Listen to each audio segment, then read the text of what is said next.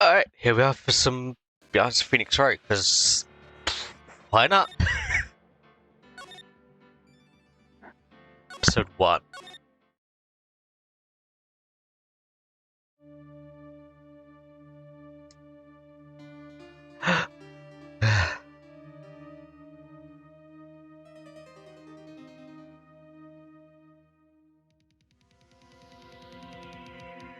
Damn it! Why me? Can't get caught. Not like this! I gotta find someone to pin this on. Someone like him. I'll make it look like he did it. Oh no. August 3rd, 9:47 AM. Court defendant. I'll be number 2. Boy, am I nervous. Right. Oh, hi, Chief. Phew, glad I made it on time. Well, I have to say, Phoenix, I'm impressed. Not everyone takes on a murder trial right off the bat like this. It says a lot about you. And your client as well. Thanks. Actually, it's because I owe him a favor. A favor? You mean you knew the defendant before this case? Yeah. Actually, I kinda owe my current job to him. He's one doing some became an attorney. That's news to me. I'll tell him any way I can. I really want to help him. I owe him that much. It's over. I life everything. It's all over. Is that your client screaming over there? Yeah, it's him. Death, despair. Oh, I'm gonna do it. I'm gonna die. Sounds like he wants to die. Yeah. Nick. Hey there, Larry. Dude, I'm so guilty. Tell them I'm guilty. Give me the death sentence. I ain't afraid to die. What's wrong, Larry? Oh, it's all over. I'm finished. Finished! I can't live in the world without her. I can't. Who took her away from me, Nick? Who did this? Nick, you gotta tell me. Who took my baby away? The person responsible for your girlfriend's death? The newspapers say it was you. My name is Phoenix Wright. Here's the story. My first case is a fairly simple one. A young woman was killed in her apartment. The guy who arrested the unlucky sap dating her? Larry Butts. My best friend since grade school. As school had a saying, when something smells, it's usually the Butts. In the 23 years I've known him, it's usually been true. He hasn't had for getting himself in trouble. One thing I can say though, it's usually not his fault, he just has terrible luck. But I know better than anyone he's a good guy at heart. That I know him one, to watch up the case, to clear his name. And that's just what I'm gonna do. August 3rd, 10 AM, District Court, Courtroom number 2.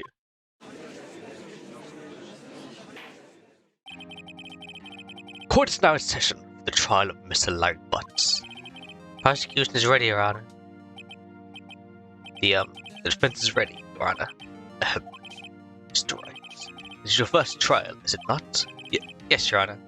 I am, a little nervous. Your conduct during this trial will decide the fate of your client. Murder is a serious charge. For your client's sake, I hope you can control your nerves. Thank you, Your Honor. Mr. Wright, given the circumstances, I think we should have a test to ascertain your readiness. Yes, Your Honor. Handshaking, eyesight, fading. Those will consist of a few simple questions. Answer them clearly and concisely. Please say the name of the defendant in this case. I'm the defendant. The defendant is me, right? Very focused. The defendant is the person on trial. You're his lawyer. Oh yeah, right. No laughing about it. You just passed the bar, didn't you? Sorry, I couldn't hear you answer. Once more, please hit the defendant. It Butts. The defendant. Oh, that's Larry Butts, Your Honor. Correct. Just keep your wits about you when you defy. Next question. This is a murder trial. Tell me, what's the victim's name? I know this one, but I read the case so many times. It's... Wait. Uh-oh. No way, I forgot. I'm drawing a total blank here. Phoenix, absolutely sure to this? You don't even know the victim's name. Oh, the victim. Oh, of course, the victim's name. I, just forgot temporarily. I think I feel a migraine coming on. Look, the victim's name is listed in the court record. Just press the R button to check it any time, okay? When you check after, do it for me, please. I'm begging you. Cindy. Mr. Wright, who is the victim in this case? Cindy Stone. The victim's name is Cindy Stone. Correct. Now tell me, what was the cause of death? She died because she was hit with a blunt object. She was struck by a blunt object. Correct. That answered all my questions. I see no reason why we should proceed. You seem much more relaxed, Mr. Wright. Good for you. Thank you, Your Honor. Because I feel relaxed, that's for sure. Well, first question for the prosecution. Mr. Payne? Yes, Your Honor? Mr. Wright just told us the victim was struck with a blunt object. Could you explain to the court just what that object was? They might have been the statue, the thinker. It was found lying on the floor next to the victim. I see. The court accepted, the evidence. That's right, the court record. Right. We should pay attention to evidence during the trial. The evidence is the only ammunition you have in this court. Use the R button to check the court record frequently. Mr. Payne, the prosecution may call its first witness. Wait, I'll have a look at it. I can't. Alright. Prosecution calls the defendant, Mr. Butts, to the stand. Chief, what do we do now? Pay attention. You don't want to miss any information that might help your client's case. We get a chance to respond to the prosecution later, so be ready. Just didn't say anything unfortunate.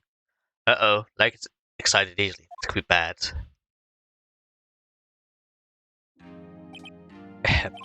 Mr. Butts, is it true not the victim had recently dumped you?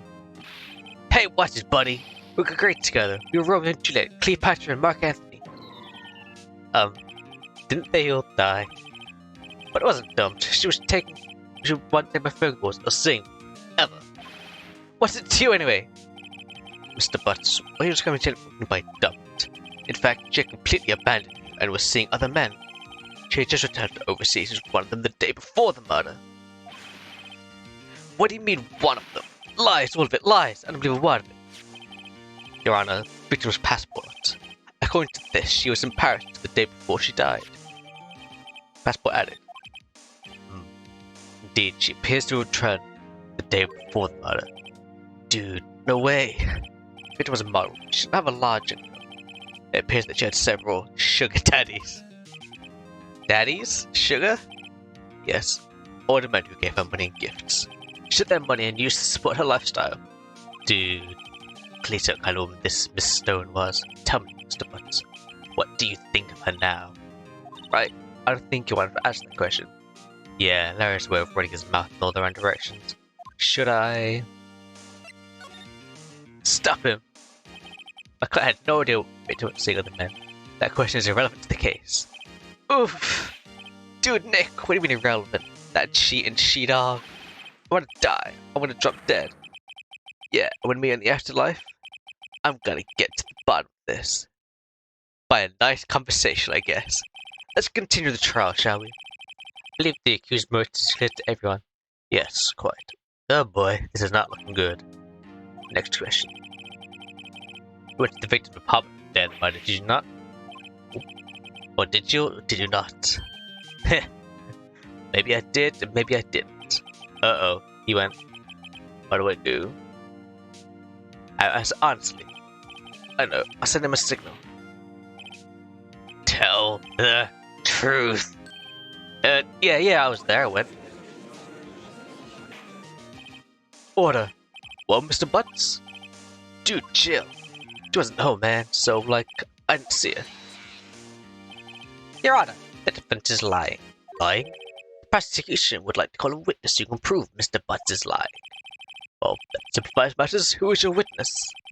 The man who found the victim's body just before making the gruesome discovery. He saw the defendant fleeing the scene of the crime. Order! Order the court! Mr. Payne, the prosecution may call its witness. Yes, Your Honor. This is bad. On the day of the murder, my witness was selling newspapers to the victim's building. Please bring Mr. Frank Soares to the stand. It's the Happy Mask salesman. Mr. Soares, you sell newspaper subscriptions, is correct? Oh yes, newspapers, yes. Mr. Sword, you proceed with your testimony. Please tell the court what you saw on the day of the murder.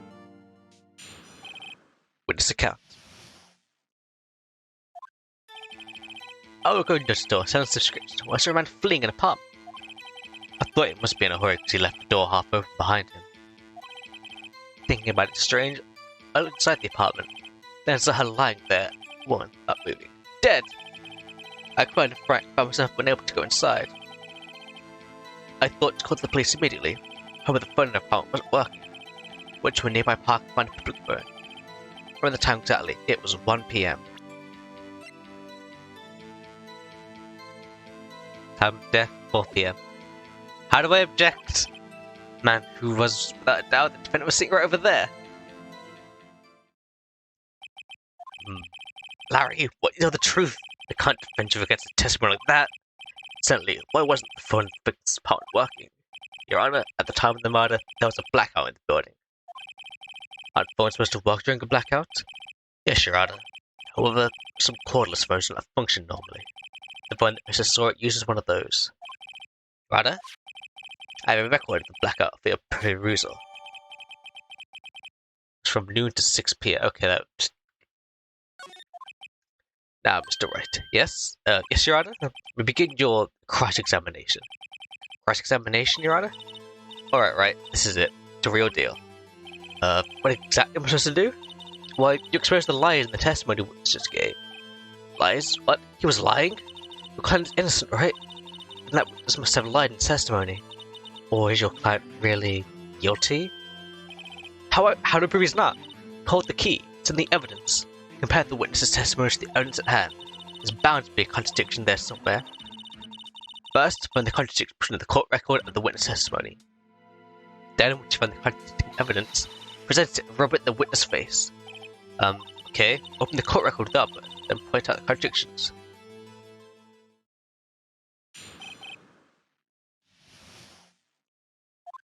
Count.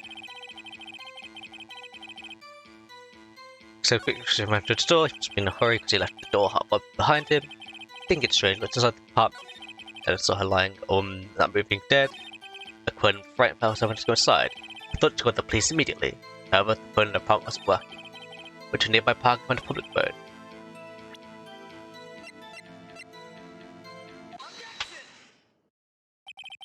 Found the body at 1 p.m. You're sure? Yes, it was 1 p.m. for certain. Frankly, I find it hard to believe. Your statement directly contradicts the autopsy report. The autopsy notes the time of the death at some time after 4 p.m.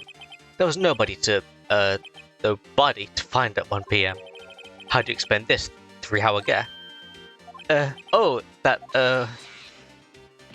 This is trivial. The witness merely forgot the time. After this testimony, I find that hard to believe. Mr. Sword, why were you so certain you found the body at 1 p.m.? Gee, that's a really good question. Good job, right? Way to put me on the spot. That's all you have to do. Point out the contradiction. The lies always beget more lies. See through one, and the whole story falls apart. Wait, I remember now. Would you care to give your testimony again? The time of discovery. You see, when I found the body, I heard the time. There was a voice saying the time. It was probably coming from the television. Oh, but it was 3 hours off, wasn't it? I guess the victim must have been watching a video of a taped program. That's why I thought it was 1 p.m.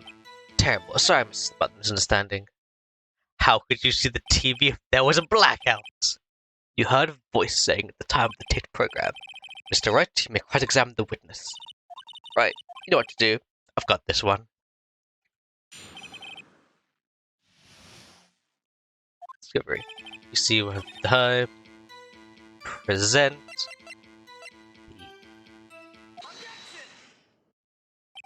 Hold it right there. Prosecution has said there was a blackout at the time of the discovery, and this record proves it. You couldn't have heard a television or a video. Yeah, the defense has a point. Do you have any explanation for this, Mr. Sword? No, I find it quite puzzling myself. Quite. Wait, I remember now. Mr. Sword, the court prefer tried to hear accurate testimony from the very beginning. These constant corrections are harming credibility. That and you seem rather distraught. My apologies, Your Honor. It must have been the shock of finding the body. Very well, Mr. Soret. Let's hear your testimony once more, please. Hearing at the time. Actually, I didn't hear at the time. I saw it. There was a table clock in the apartment, wasn't there? Yeah, the murder weapon. The killer used to hit the victim. It must have been what I saw. You saw a clock? I guess that would explain it. The defense may cross-examine the witness. Gladly. At the time... I didn't hear the time. I saw it.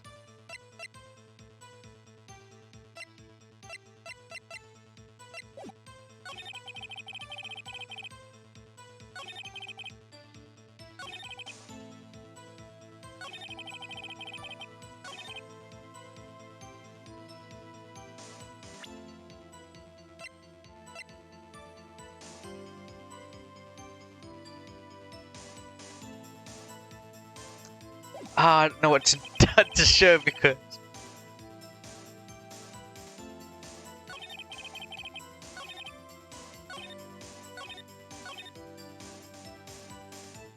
Okay, I'm thinking like, because... Wait, I can press him?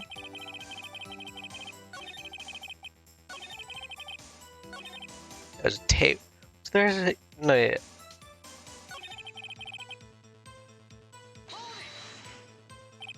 That strikes me as suspicious to me. Yes, I can take a little that for. I'm really sorry. I just remember that table clock. A table clock?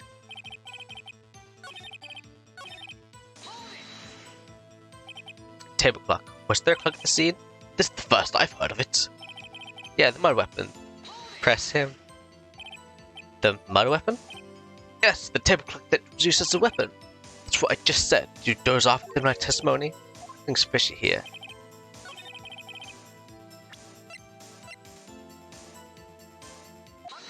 Present the statue?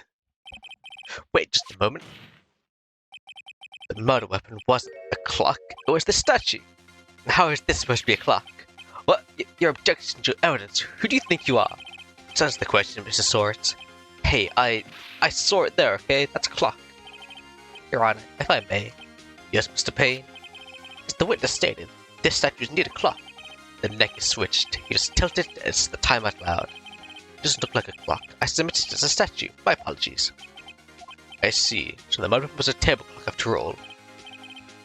Well, Mr. Wright, it appears the witness's testimony is correct. This is a clock. Do you have any problems with the testimony now? Your Honor, there's a gap upon the witness testimony. The only could have known the weapon was a clock is to hold it in his hand. Yet the witness testified he never entered the apartment. Clearly a contradiction. Indeed. The witness knew it was a clock because he went into the apartment. You lie. You were inside the apartment on the day of the murder. Oh yeah? Prove it! Prove I went in there. I'll do better than that. I can prove that you were in the kyoto. You struck her with the clock, and the shock of the blow triggered the clock's voice. That was the sound you heard. Order in the court. Intriguing. Please continue, Mr. Wright. Yes, Your Honor. Mr. Soret, this sound must have left quite an impression on you. Understandable, since the murderer spoke just as you hit the victim. That voice was burned into your mind. That's why you were so certain at the time. What's the meaning of this? This is all baseless conjecture. Baseless? Just look at the witness's face. The witness cared to elaborate. Did you strike the victim with the clock? That day, I never... Look, the clock, I heard, no, I mean, I saw...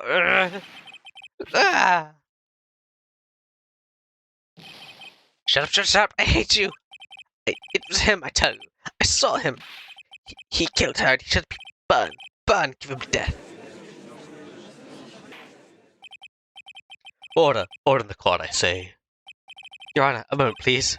I try to evidence support the defense's claims. Mr. Wright.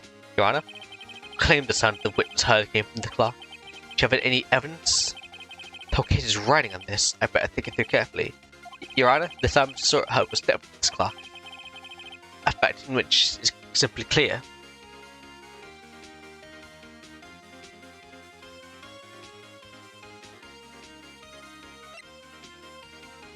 Examine the batteries because they might still be in there. Ask the neighbors because they might have heard it. Sound the clock in case it triggers a reaction in Mrs. Sort.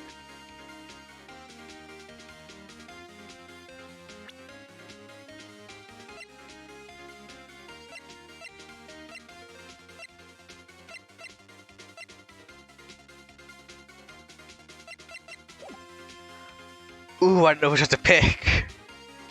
Examine.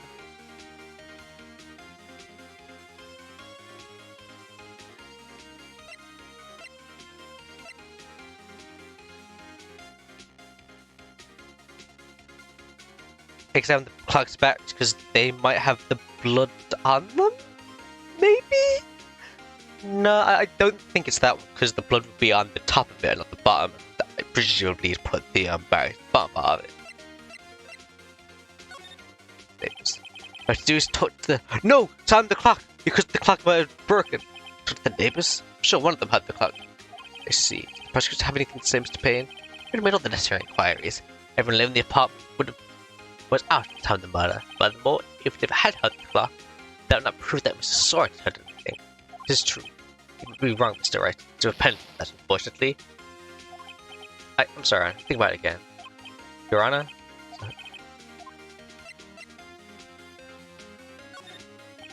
Let's sound the clock. Now, here in court, Your Honor. May I have the clock? I asked the cutlass very carefully. I think it's 8:25.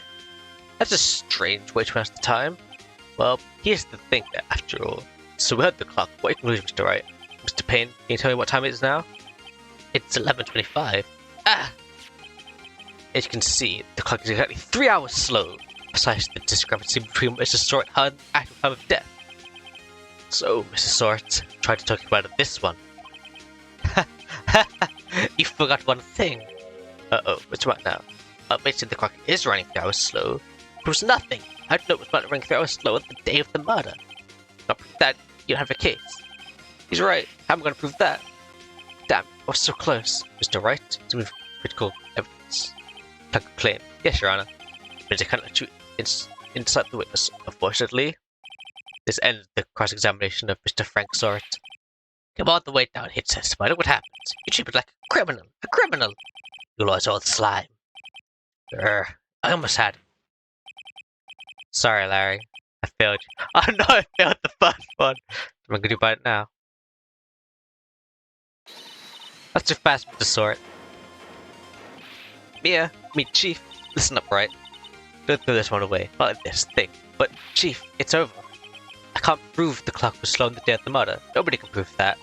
Well, yes. That doesn't mean you can't still work. Try thinking out the box. Don't waste your time with that fact. Assume the clock was 3 hours slow and think it through. Ask yourself, why was the clock 3 hours slow? Figure out the reason. You have your proof, right? Just right? Can't you think of the reason the clock was 3 hours slow? Wait, maybe I can prove it. You must have the evidence that can prove it. Find it, let them have it. Oh, Mr. Wright? The clock was already running slow on the day of the murder. If you found any evidence to support the claim, if you have evidence in the courtroom that can prove my claim beyond a doubt. Tough word. Let's see you pull out of this one. See this evidence that why the clock was running slow.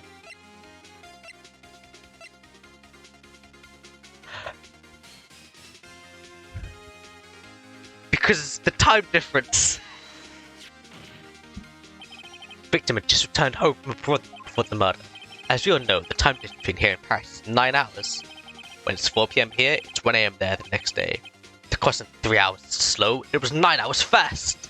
The victim hadn't reset her clock since returning home. That's why the time you heard when you struck her dead was the part was wrong. Proof enough for you, Mr. Sort, or should I say, Mr. Did It. Oh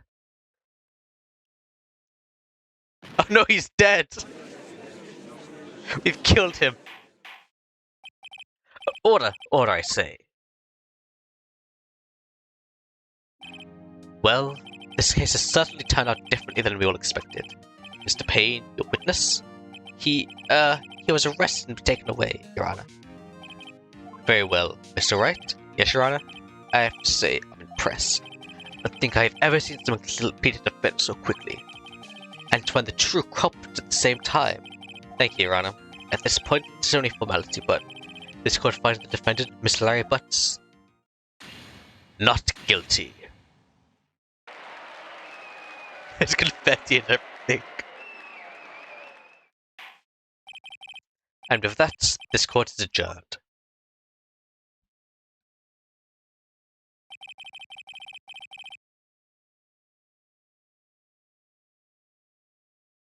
Turns out Frank Short was a common burglar.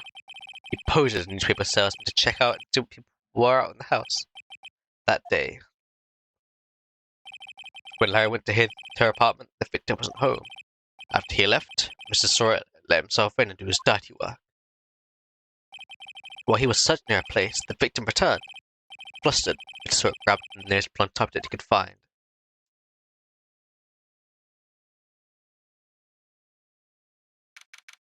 August 3rd, 2:30 p.m. District Court, Defendant Lobby, number 2. Whew, I still can't believe we won. Right, good job in there. Congratulations. Thanks, Chief. I owe it all to you. Not at all, not at all. I thought your inbound wasn't there. It's been a while since I've seen a trial end such a satisfying note. I've never seen the Chief look this happy. If she's this glad now, imagine how Larry must feel. My life is over! Larry, you're supposed to be happy. What's wrong now? Oh, Nick, don't worry about me. I'll be dead and gone soon. Good. Wait, no, I mean, bad. Larry, you're innocent. The case is closed. But my Cindy Widget's gone, man. Gone forever. Larry, she was a... Nah, never mind. Congratulations, Harry. Harry? Yes, you. I can practically see the headlines now. Harry Butts, innocent. Thanks. I really owe you one. Won't forget this ever. Let's celebrate. Dinner, movie, my treat. Oh, no, I couldn't. Hey, I was the one who got you off the hook. Oh, but hey. Here, take this. It's a present. A present? For me? Wait, wasn't this the evidence that... Actually, I made the clock for her. Made this one for her and one for me. Really? You made this? Well, thank you. I'll keep it as a memento. Yo, Nick. Can you believe it? I was so into that chick. And she was just playing me for a fool. Doesn't that make you want to just cry? Larry. Are you so sure? Excuse me? I think she thought quite a lot of you, in her own way. Nah, you don't gotta sympathize with me. It's okay. Oh, I'm not just sympathizing. Really? Isn't that right? Right. Don't you have something to show your friend? Something that proves how she felt about him? Huh? Oh yeah, right. What the heck are you talking about?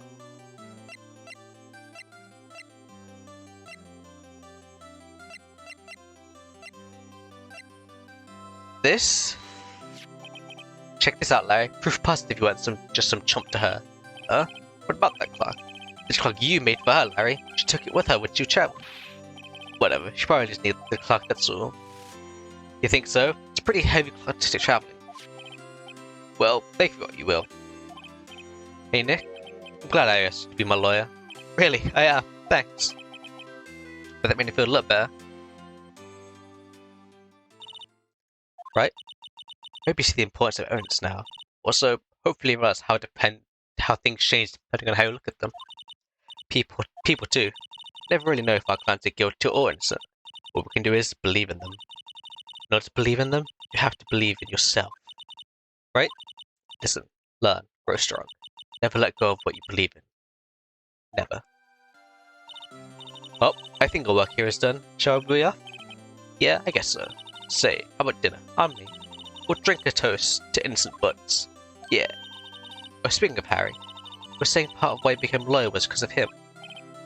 Yeah. Part, at least. You had to tell me more about it sometime. Maybe over drinks? And so, my first trial came to a close. Larry slapped me in the back and said, "Gee, Nick, it's good to have friends. I'm pretty sure he's not going to pay us, unless you got the clock you gave Mia." I didn't know it then, but that clock was soon going to be at the center of another incident. And my promise to tell the chief about me and Larry would be one promise that I wouldn't be able to keep.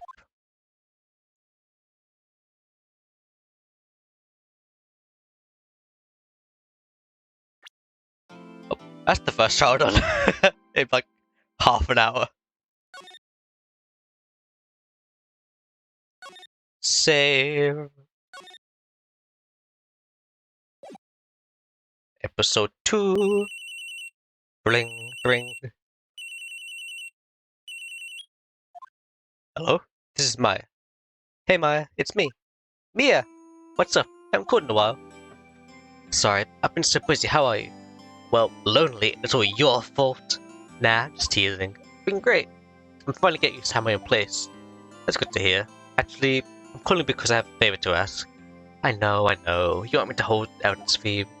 Sharp as always. There's a lot of buzz around the upcoming trial. I just don't feel safe keeping evidence here. I gotcha. So what is it this time? It's a clock. A clock? Yeah, maybe it's like a statue to think it tells you the time. I think you might like it. You always like toys. Hey, I'm not a little girl anymore, sis. Now, you know I'm only teasing. I should probably tell you, the clock isn't talking right now. Huh? It's not working? That's lame. How did the clock work out? Sorry. I put some papers inside it. Papers? Is that evidence then? Well, there's a possibility that it might turn this way, yes? Can you come by the office tonight? Say 9 o'clock to pick it up? I'll be in the pre-trial meeting until then.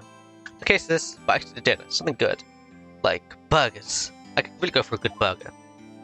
Okay, we'll hit the usual joint. Right, it's a deal. Okay, sis, see you soon. Yep, I'll be waiting, Maya.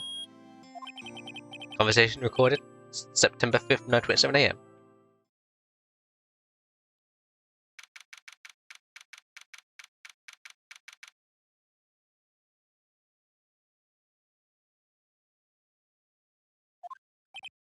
Now, Miss Faye, I'll take what's mine.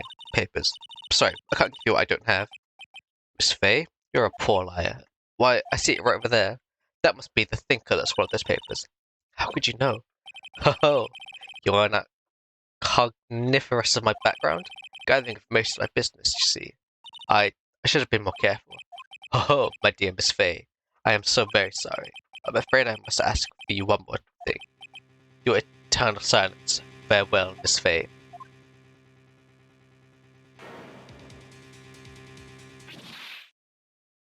Oh no!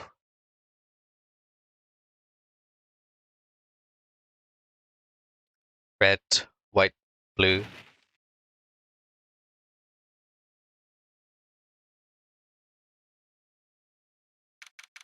September 5th, 9:08 PM. Fanco Law Offices. Uh-oh, I'm late. Huh? That's strange. Guess the chief left without me. She had a sister was coming over and couldn't go for dinner. What's that smell? Blood? Mia! Maybe she's in her office.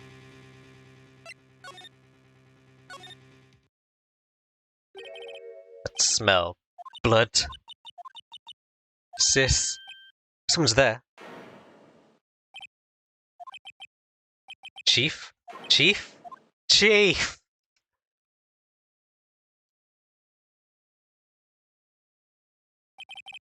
Who are you?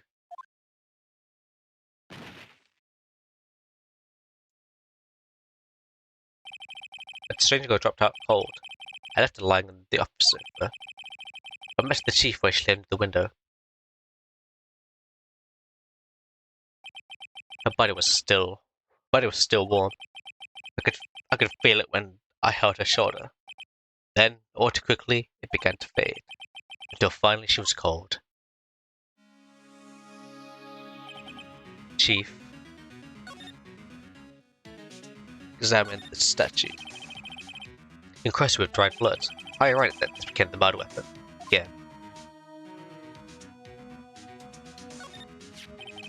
Some shards of glass scattered on the floor. It seemed to be the remains of the light glass stand. Chief, it's hard to think like this, but if there are any clues here, she was struck on the head by a blunt object. She already died instantly. The thinker lying next to her must have been the murder weapon. The thinker was added to the court record. There are some glass shards in the chief's body. Must be pieces of the glass light sound like broken in the back of the room. The glass shards added to the court record. Nothing else seems like a clue here. Piece of paper must have fallen from Mia's hand. What could it be?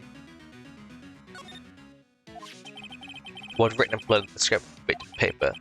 Maya. Did Mia write this? This piece of paper is a receipt from a department store, dated yesterday. Receipt added to the court record. That's no stupid ground for now. Better call the police. And find out what that girl was doing here.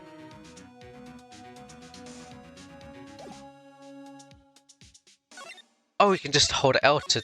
Ah, okay.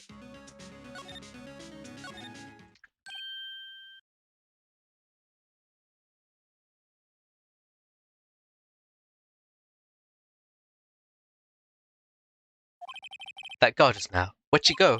I put her right in that sofa. Uh-oh. Hopefully she didn't run on me. Yeah, let's come like that. Excuse me, but who are you? It's okay, I work here. Maya. Maya Faye. Maya Faye? Maya? So Mia was writing this girl's name. Maybe I should show her the receipt. I never thought that'd be useful evidence outside the courtroom.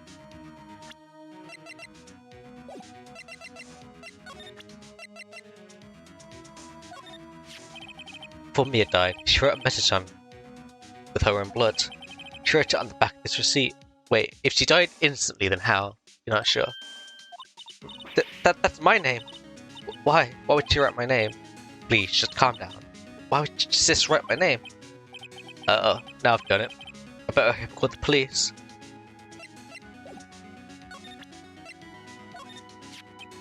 About the thinker. The thinker? That was... Oh, sis! Probably shouldn't ask what the word about. You know what? That's totally fine.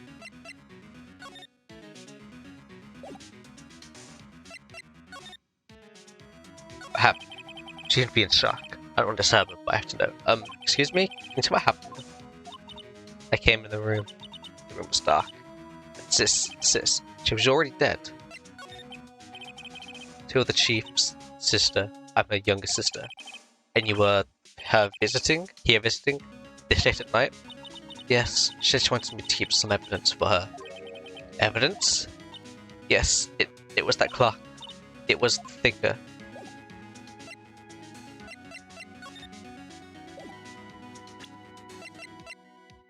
Oh, I can't do anything with it. Alright then. Is there a phone somewhere? Yes. Right, I better call the police. That's funny. Do the screws in the receiver are missing. Like someone was halfway through talking, taking it apart. Police! Please, come quick! What was that? Was a girl from outside the window? She's staring right at me. She's holding a phone in her hand.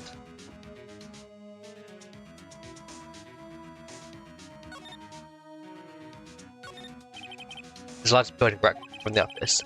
The Gatewater Hotel, a nice luxurious place. Can I call the police anyway? The thank you legible. Everything is written here in the chief's alternate handwriting. It's a small office, but makes a big good money. Oh, okay. So, no. So, what do I do now? Oh. The police! Oh, they're coming this way. Freeze, police! Alright, I'm Detective Dick Gumshoe, see? Gumshoe? What an odd name. We received a report from a burning across the way scene. We got a person to say they saw a murder. Must have been that woman I saw. Anyway, I'll whatever you moving 1 inch, okay? Great, just great. Maya, wait, she wouldn't do this, was she? Whoa, excuse me! Eek. The one Maya here. Does it mean anything to you? That's my name. What? The victim drew this here, noting her own blood, see? With her dying breath, she wrote down the killer's name. Killer? I'm not. Case closed. You're coming down to the precinct, ma'am. Wait, what?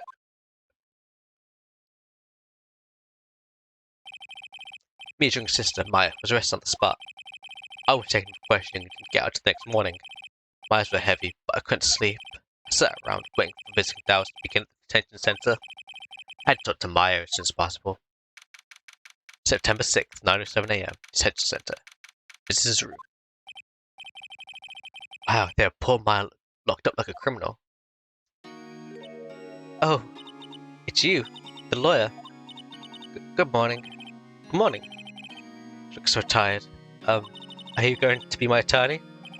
Well, that's what I wanted to talk to you about. Sorry, not yet. Up to you. Better give it to us straight. It's up to you. Up to me? Yes, I don't think there's something I should decide. After all, you're the one in trouble here. They're never going to believe me, are they? Even you, when you found me at the office, you looked like me like I'd done it. Did I look at her like that? No, I never thought. It's okay, I understand. And I've also heard about you. Heard? Heard what about me? I was talking to my sister on the phone the other day. Today was my junior partner's first time in court. Wow, really? How'd that go? It was quite the scene. Honestly, I was on edge the whole time. It's been a while. Heh, so he crashed and burned? He's a genius. One of those strike fear into the hearts of evil types. The only thing he's lacking in is experience. Huh? Sounds like it was fun. Well, I know who to go if I ever get in trouble now. I don't know, Maya. I think I might want to wait. Give him 3 more years at least. That is, unless you want to be found guilty. That's what she said. I'm sorry. I didn't mean to insult you. No, it's okay. It's true, I guess. But at the same time, I can't just sit by and watch. What do you think the person did this to Mia? I know. There's something I've been wanting to ask you. Yes? What's with the outfit? Oh, this? This is what all acolytes wear. It's my uniform, you could say. Acolytes? The people in the religious training? What is it to you? Oh, it's nothing strange, really. I'm a spirit medium. Training. Spirit medium? Pretty sure that qualifies as strange. The day of the crime. Tell me about the day of the murder. Yes. Let's see. That morning, I got a call from my sister. She wanted me to hold on to a piece of evidence for an upcoming trial. Evidence? Yes, that clock shaped like thinker. The one Larry made. How could that not have been evidence in the case? Right. She said something about her. I remember. Do you want to hear it in her own voice? Her own voice? Yes. Pretty sure our conversation on my cell phone. You recorded it? Yeah. I forgot how to delete those things. Your cell phone. So you see you have a conversation with your sister on your cell phone. Let's hear it. Right. Oh, I just remembered that detective took my cell phone. Sorry. Oh, right. Of course. Next time I see Detective Gunshoe, I'll ask him for it. Right, we notice you don't forget, okay? Sure, thanks. Maya's memo added to the court record. So you're an acolyte, a medium trained. That's right. The Fae family, especially the women, have always been sensitive to the spirit world. Wait a second, you said the Fae family? So Mia was into this stuff too? Of course! Took them out to follow her career, she said. Powers to first class too. I had no idea. Wait. What? So you're real honest to good spirit medium with ESP and all that? Yes. In training. Well, can't you contact Mia's spirit then? Just ask her who killed her. I'm sorry. I'm still in training. I couldn't do something on that level. I thought that would be too easy. Couldn't we get someone else to do it who's not in training anymore then, or? Huh? Something in the matter? I was wondering, could I ask you a favor? This is the address of a famous lawyer. My sister gave me this a long time ago. If she has ever in trouble, I should call him. And, well, I'm in trouble. Do you think you could ask him to represent me? Sure, why not? I'll go ask. Thank you so much. I have no idea who else to turn to. Say, what about your parents? I see. Don't worry, leave it to me. Thank you. The trial's tomorrow at 10 o'clock. What? Tomorrow? Tomorrow. But this guy refuses. They tell me that if I don't find one, the state will pick an attorney to defend me. Will that happen? They gave me until 4 o'clock this afternoon. My visiting hours are almost up. I better hurry. Right, we'll be back. Tell me what the day of the murder? Sorry, I don't see hard. No, it's okay. After all, I've been doing the last 2 hours talking about it. I've kind of gotten used to it. Let's see. That morning I got a call from my sister. She wanted me to hold on to a piece of evidence for the coming trial. It's the think clock. I practically apologized to see her about it now. Then we drove office. It's right around 9. The lights were off and I could smell blood. Then I found her, my sister. Thanks, Maya. That's all I need to hear for now.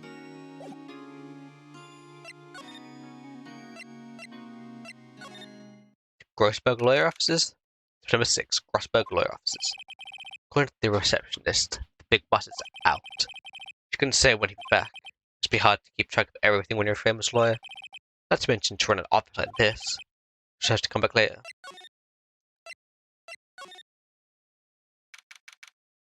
My throat is really hurting at the moment, apologies.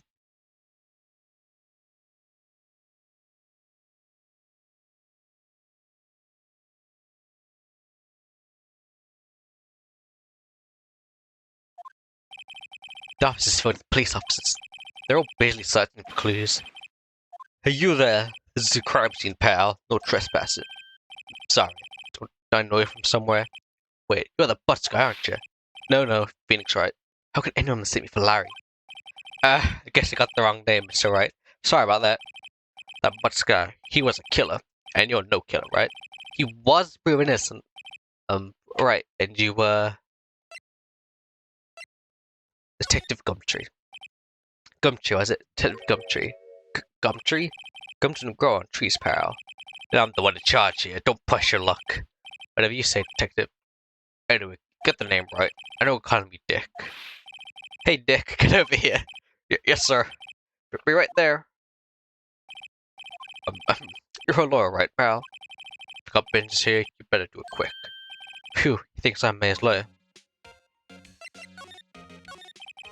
About Miss Faye, did you do an autopsy? Wanna know what the results say? I don't go looking at me like that, pal. It's no use. She might have been your boss, but that doesn't mean you get any special treatment. Alright, it's their report, but that's all.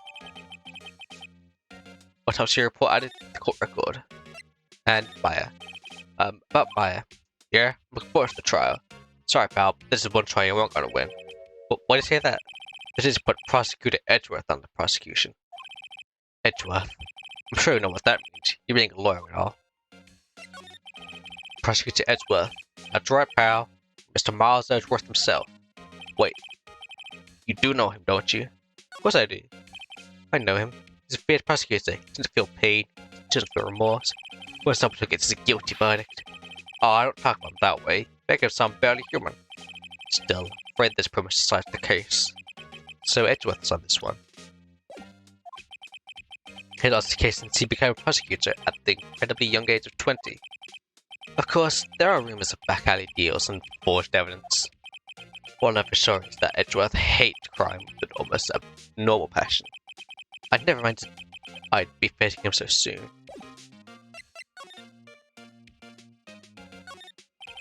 Mia's desk, perfectly clean, as always. The only thing missing is Mia. Mia's favorite potted plant. Remember, I had this bizarre name, no, remember. Cordyline strict pal. What's that? Sky's blue, so am I. There's that hotel right across the way.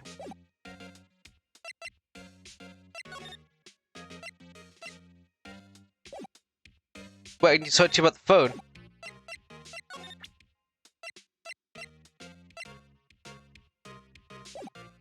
Yeah, to present the phone thing to him. I was wondering, do you see Maysel's phone cell? Maya Faye's I can't say Maya Faye's cell phone. There we are. Oh, that? Have that. And give it back? Sure. I mean, wait a second, pal. Tricky lawyer. Uh-oh, down to me. Come straight. I tell him why I want it. There's no way to give it to me. Nothing the matter? Oh no, it's just, you know, detective. Nope, I don't know nothing, pal. That subway has a lot of numbers on, like a boyfriend's. Subway knows all the little girl's sweetest and spiciest secrets. You're trying to confuse me. Sorry, pal. I already checked all the numbers in memory. Impressive, you're quite the detective. Oh, here. You have the phone back. There wasn't any suspicious calls recorded in there after all. She didn't notice the recorded conversation. My sufferer to the courtroom to hear the conversation. Guess I'll ask all the question I needed to. Good done, pal? Yes, thank you. I'm heading out now. Oh, wait. One more thing I wanted to mention to you. I don't suppose you're planning on talking to the witness. Anyway, you better not. You'll influence the witness with your loyally ways, pal. Come to think of it, I completely forgotten about her. The witness? Yeah, Miss April May. I'm sorry about this, but I can't let you do it. I can't tell you anything about her. Oh, you tell me her name. Miss May, huh? So yeah, sent home already then. You're trying your loyalty tricks on me now. She's not to go outside her house for the trial. So she's still in the hotel across the way. Guess she's no better than to try and get Ted to leak information. You got that right, pal. Time to pay her a visit, Miss May.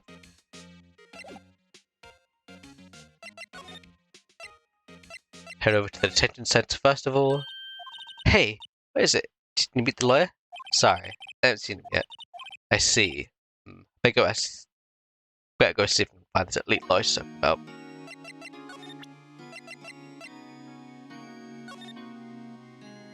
Yeah, what's up? You're going in a while. I don't know, this thing we read before. Alright. Hey, you're surfing back. Oh, say, can I listen to my sister's voice?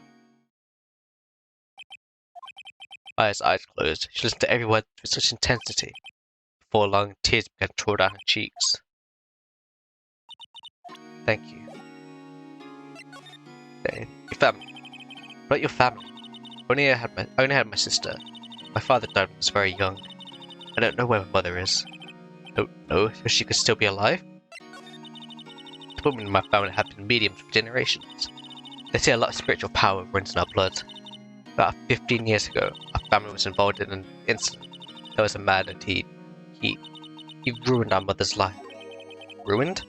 After all, after that she disappeared. Several years later after that, my sister would announce she would become a lawyer. She left the mountain. So, you live by yourself? Yes, got used to it. Oh, also, as I become independent, I will lose my powers. I feel bad for her, all by herself upon the mountain. So who is this man who, ruined your mother? About 15 years ago, there was an unusual murder case. It made quite a stir. Everyone was talking about it, apparently. The police were running out of leads, and they were getting desperate. Wait, they didn't use a spirit medium, did they? The police convinced my mother to try and contact the victim. Wow, so what happened? The case was solved, we thought. You thought? My mother helped the police capture an innocent.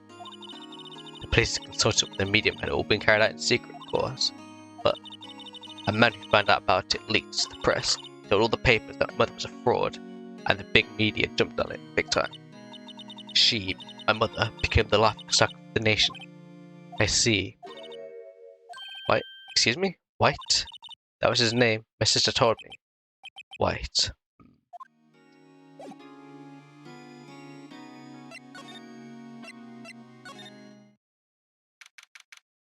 Hit him sick. Well, hello there, handsome. Hi? Smooth, right? Real smooth. You're the lawyer, aren't you? The detective told me. He said, don't say that to that lawyer, pal. Tee. I'm myself. That should make my job harder. Gee, this is all something like kind of movie. It's all so exciting, it's hard to contain myself. Ooh, let me go freshen up so I can look the part of the beautiful witness. I pitied the lawyer that had to cross-examine this one. There's a thing. There's a screwdriver stuck in this drawer. Decided to take a look. Hey, hey, hey, hey! What are you doing? No touching. Oh, bad boy. You really shouldn't pry around other people's rooms, right? You wouldn't want to make me upset, would you? Upset? I thought she was going to explode from sitting up there. And what could be inside that drawer? Do you think you could tell me something? I need you to describe what you observed at the time of the incident. Ooh, observe incident. You have to learn the movies. I like a man with a big vocabulary. But no, creature. You know the thing that happened the other day? That bad thing? What did you see when it happened? I don't suppose you could tell me about it. Pretty please. Let me see. Well, dream on. You wanna know? You'll have to come to court tomorrow, Mr. Lawyer. Oh boy. Could you just who exactly are you? Ooh, Mr. Lawyer, are you hitting on me? No, hey, I'm just doing my job here. You know, you cute when you blush. Believe me, this is the first time in my life I've blushed this much. Right, can you just tell me what did you do? Well, no. Hit Charles, didn't you? Oh boy. I don't mean to talk to you again.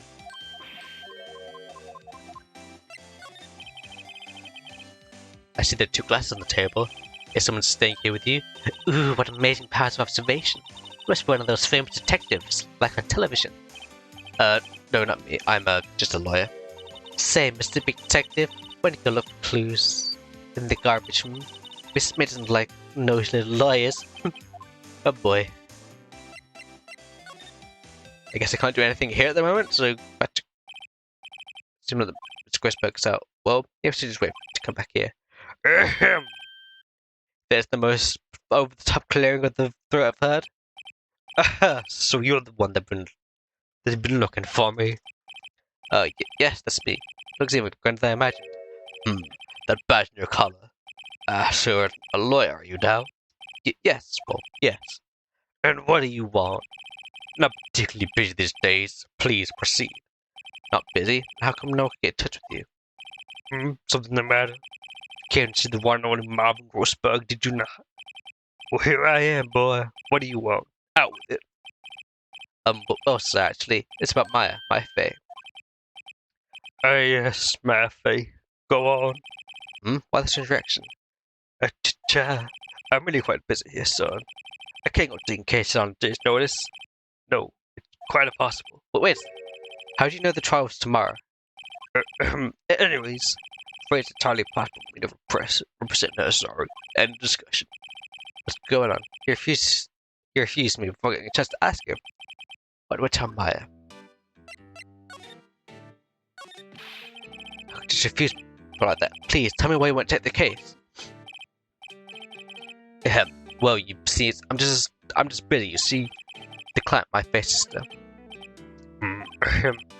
He trusted you. She knew her sister would be in good hands. Yes, of course, I know that. However, I'm sorry, but I must refuse. Sorry, goodbye. Creep. Fine. I don't have time to argue anyway. I'll go elsewhere. Think not. Huh? She doesn't think? I think not, I said. What did you mean? I'm terribly sorry. But I'm afraid that no lawyer is worth their salt to take on this particular case. Terribly sorry, my boy. Why? I cannot say. I beg your pardon, but could you leave now? Couldn't have been more disgusting. How do you know about Miss Ella, my Faye? She worked here a long time ago. Quite the apprentice, that one. Learned my techniques, the blink of an eye. She left one day quite suddenly. Had a mission, you see. A mission? Could see in her eyes. She followed it with burning passion. Never looked back, that one. That's quite a painting. You notice. My pride and joy. Impressive, isn't it? Well, isn't it? The color of the sky, the hue of the sea, the weave of the straw hat. It's worth at least 3 million. I have no intention of parting with it, of course. No, I won't sell it. Not even to you. I wasn't interested. Stop for sale. I'm not buying. Jeez. My throat is really starting to hurt now. Enter September 6th, 3:42 p.m. Tin Center Visitors Room. Hiya. Oh, you're back. Did you find the lawyer? Well, what do I tell her? Well, see, just be honest, I really don't think you shoot that guy. He didn't seem healthy. Oh god. Just dropped the controller. Just skin and bones. What really happened? You know what I mean? Here, if you used to help. I see. I've been abandoned then. Just a little longer now before the state-appointed lawyer comes, I guess. 4 p.m. Time's up. What should I do? Do I just leave her and go home? Defend Maya! I've made up my mind. I'm going to defend you, whether you want me to or not. Why? Why? Well... No one's as sad as person like your friends. I know. Been there a long time ago. Why did I become a lawyer in the first place? Because someone has to look out for the people who have no one at their side. Maya, I won't abandon you. You can count on me. That's so kind of you. Well, let's fight this one and get you out of here. But, right, thank you. Phew, she smiled at least at last. She looks like an intelligent person. One last question. You are innocent, right? Yes, and I trust you. So you trust me too, okay? It's a deal. So what next? There's something that's been bugging me. Just what? Why's inside that strange woman's drawer? It was when I tried to look in the drawer that she got all offensive. There has to be something in there.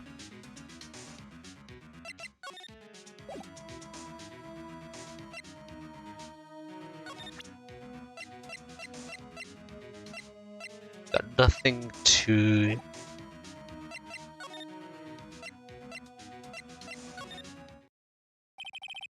Good afternoon, sir. Excuse me, you are... I beg your pardon, sir. I'm the bellboy of this establishment at your service, sir. Oh, right. Just come up to deliver room service, sir. Do you know where Miss May, Miss May might be? I believe our guest is Miss May is currently using the, facilities. If you've no need of anything, I'll be taking my leave. Please stay as long as you like. Enjoy. Yeah. Wait, no, hey! Why does it seem like every time I come here I end up embarrassing myself? Wait, there's my stupid round a bit. I almost forgot. Yeah, you came back quick. I'd like to ask to inform Miss May that there is a message for her. Please tell her that Mr. White of Blue Corp phoned. Oh, right, sure. Mr. White of Blue Corp? Where have I had that name? White. That was his name. His sister told me. White was the name of the guy who ruined me and May's mother. Could it be a coincidence? Now it's in this drawer. The screwdriver's tinker with the harpoon drawer. I pretend to see what's inside. What do we have here? A wiretap? What would a woman like her be doing with him at this? Wiretap. There is definitely something suspicious about Miss May. Why would you have something like this in a hotel room? There's a story behind all this, I know it. Alright, I'll be in this bit of evidence tomorrow's trial, that's for sure. For my sake. I'll get it from his bottom. Wait, I mean, you know what I mean. Oh, bellboy, still there? Uh-oh, time to scram. I look forward to tangoing with you tomorrow, Miss May. Court. Ah, my throat.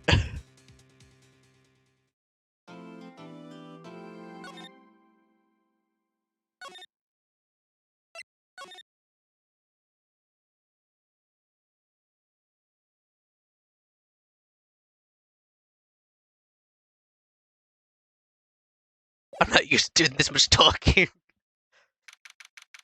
10:07, 10 a.m. District Court, Court number 1. Court now session with the trial of Miss Maya Fey. Prosecution is ready, Your Honor. The defense is ready, Your Honor. I asked Edgeworth. I'd better not show any signs of weakness today, or he'll be on me in an instant. Mr. Edgeworth, please give the court your opening statement. My laptop is so hot at the moment. Thank you, Your Honor. The defendant, Miss Maya Fey, was at the scene of the crime. The prosecution had evidence she committed the murder. We have witnesses who saw her do it. The prosecution seems no reason to doubt the facts in this case, Your Honor. I see. Thank you, Mr. Edgeworth. Let's begin then. To make all our first witness, Your Honor. The prosecution was the chief officer at the scene, Detective Gumshoe. He didn't witness anything. Witness, please state the name of the court. Sir, my name is Dick Gumshoe, sir. I'm the detective with the charge of the homicide down at the precinct, sir. Detective Gumshoe, please describe first the details of the murder. Very well, sir. Let me use this format of the office to explain. I forgot what voice I gave him. The body was found by the window here, and the cause of death was the blood due to being struck by a blunt object, sir. The murder weapon was set with a thinker out next to the body, sir. It was heavy enough to be a deadly weapon, even in a girl's hand, sir. The court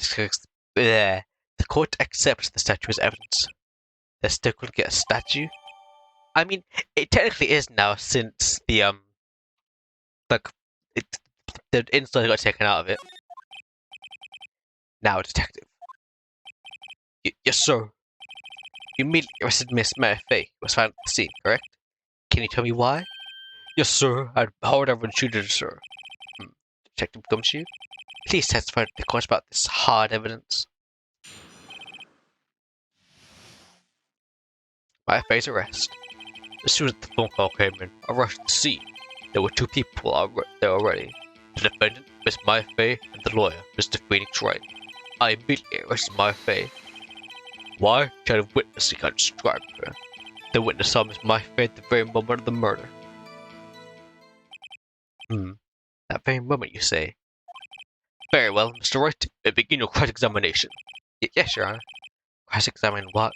I couldn't see a single contradiction in this testimony. Shh. Hey, mind just do something at me. What's this? When my sister couldn't find any contradiction in witness testimony, she would bluff it and press the witness on every detail. The witness always slips up and says something wrong. Lots of times. I should have expected my one knew some of her sister's tricks. Alright, let's give this a try. Something that matter? No, Your Honor. I'll just bring my cross-examination. My face arrests. As soon as the phone came in, the rest of the scene. Who did he say you got a call from? Hey pal, don't play dumb. You know who. The call was from the customer at the Greatwater Hotel, right across from the crime scene. Okay. I pressed, not sure too much there. Right, please continue. There were two people there already. Detective Gumshoe, how long would you say it took between you receiving the call and the arrival at the crime? I'd say it was about 3 minutes. That's pretty fast. Our motto this month is quick response. That's how I got there before the killer got away. Indeed. So tell me who are the two people you found at the scene were? Yes, sir. The vendor was my friend, the lawyer, Miss Phoenix Wright. Are you absolutely sure it was us? Listen, pal, you're dumb acting looking at so far. Oh no. No, like suspicious people in the crime. I don't know why that skipped. I swear I didn't press the button. Well, just about to have a point about her. She's pretty unmistakable. Just put my points to press a little bit more care. Really arrested Miss Myfay. Why is that? What's your reason? Well, we had a witness can't describe her. Hold on just 1 second. Yeah, if I heard correctly. You said you arrested her because you had hard evidence she did it, correct? Oh? Did I say that, me? I heard you say it. You said it. You said it. Exactly. What about the suspicious woman in pink claim was hard evidence? What? Miss Myfay is suspicious? She's insurance pink, pal. Well, I guess she is pink. I don't know if Detective Gumshoe, do you have any more solid proof other than her claims, Detective? I guess President can have advantages. Yes. Yeah. Sorry, I got my order of things mixed up in my testimony, Your Honor, sir. There was something I should have told you about first. Very well, Detective. Let's hear your testimony again.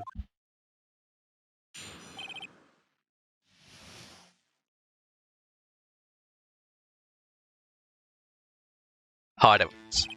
After discovering the suspect, I examined the scene of the crime with my own eyes.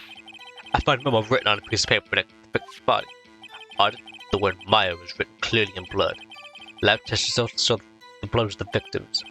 Also, there was blood found on the victim's finger. Before she died, the victim wrote the killer's name. How about that? That's my hard evidence. Before we begin cross-examination, I have a question for you, Detective. Your Honor, why did you discover about this vital piece of evidence the first time? I know I'm real embarrassed. I forgot about it, Your Honor, sir. Try to be more careful. Very well, the defense may begin cross-examination. Hard evidence. I had the question in my own eyes. And did you find any evidence? Now, don't jump the gun on me, pal. Just listen. Get to the good part. Get a bad feeling about this. Just because you found it next to the body doesn't mean the victim wrote it. Ho ho! Then who did write Smarty Pants? Who? The killer? The killer? Anyone can see that. Huh. You're saying that the killer wrote her own name? Buddy, please. She was framed! Hold it. That's the case. Where's your evidence? Ha. I guess that was a bit of a tall order for you. Those that evidence shouldn't open their mouths, right? We have the handwriting! Yeah, pal. Well, detective, what was the name of the member you found? So what is my actual... Ripper...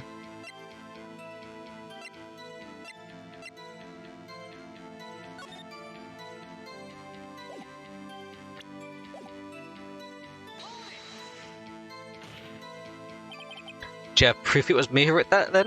Of course I do, pal. Oh, it's just confident. Belongs to the victims. Oh, so there's... What kind of tests were these again? Huh? Well, what kind of... Well, here they the little bits in the blood, the hemoglobins, the hermogoblin. I refuse to satisfy the murder, pal. I'm no one kind of blood test. Hey Jake, how's it going? Your voice. Hope you're doing well. That was quite clear. You may continue with your testimony. Thanks, pal. I mean, your answer. Gumshoe. Yeah. I look forward to your next evaluation, as should you. Oh, that was a mess. Right, where was I? There was blood on the victim's finger. On which hand was the bloody finger, detective? The right hand. She was right-handed. Nice try. Uh-oh. I guess it wasn't too hard to see what I'm looking at there. Or she died the victim of the killer's name. You're doing pretty good. That's nice to know. Detective Gumshoe. Do you get a lot of cases where the victim actually wrote the killer's name? Sure, it happens all the time in books and the movies. This isn't a movie, detective. Oof. Let's think about reality, shall we? I'm trying to work out my... hopefully you wake up a little bit more. I'm doing good at the moment my throat is in shreds. I guess I haven't heard of many cases, no. But you find that the victim would write down a name, especially the name of her own sister. Yeah, actually you got a point, pal. Stop right there. The witness's opinion on the matter is irrelevant. The fact clear. The victim wrote down the name of the accused. The victim told us the name of her killer. But how would she know the killer's name most of the time? Order! Order! Didn't go so well. That's right, what he said. That's his whole testimony. Okay, there has to be a contradiction there somewhere. Let's find it.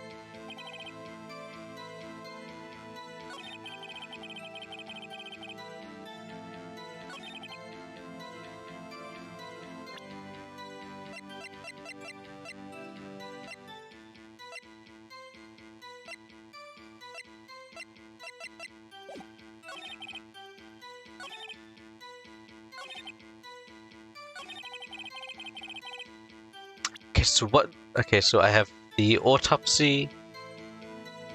Wait. I thought of this earlier. The death was instant. Detective Gumshoe, there's one thing I want you to clarify for me here. You say the victim, Mia Fey, wrote on this note that she was accusing the defendant, Maya Fey. That's really what you're saying. What? This isn't one of those lawyer tricks now, is it? Of course she wrote it. Who else could have? You have it backwards, detective. But backwards? The victim is the only person who could have absolutely not written it. This is a report from your department, detective. Immediate death due to a blow from an object. She died immediately. But... No buts in your word this one, detective. Order! Order! Defense has a point. Who died immediately wouldn't have the time to write anything down. Mr. Wright, I beg your pardon, but when exactly did you attend the autopsy report? When?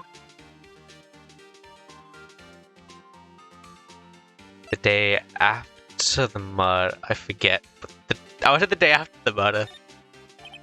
The day after the murder. Prosecution's point being that autopsy report is outdated, Your Honor. What? A second autopsy performed yesterday at my request. Death was almost immediate due to a blow from a blunt object. Why would you withhold that from me? But there is a possibility the victim lived for several minutes after the blow. I received these results this morning. No way! Why would you withhold that? Your Honor, It's quite easy to imagine the victim didn't have time to admire. That's all I see. Damn you, Edgeworth. I should have known you'd have something up your sleeve. I call for mistrial. Not everyone has the right evidence, has the most complete evidence at this point of time. Why, Mr. Wright, you look shocked? Something you want to say? Yes, yeah! Mr. Edgeworth, had there nothing you would do to get your verdict?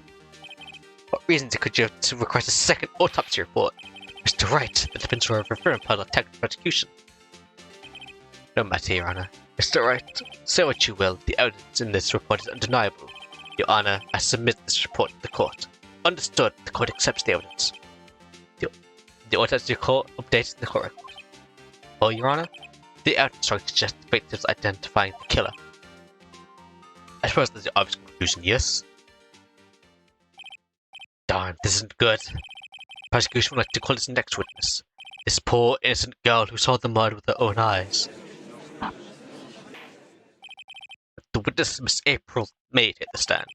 Exactly what part of her is innocent?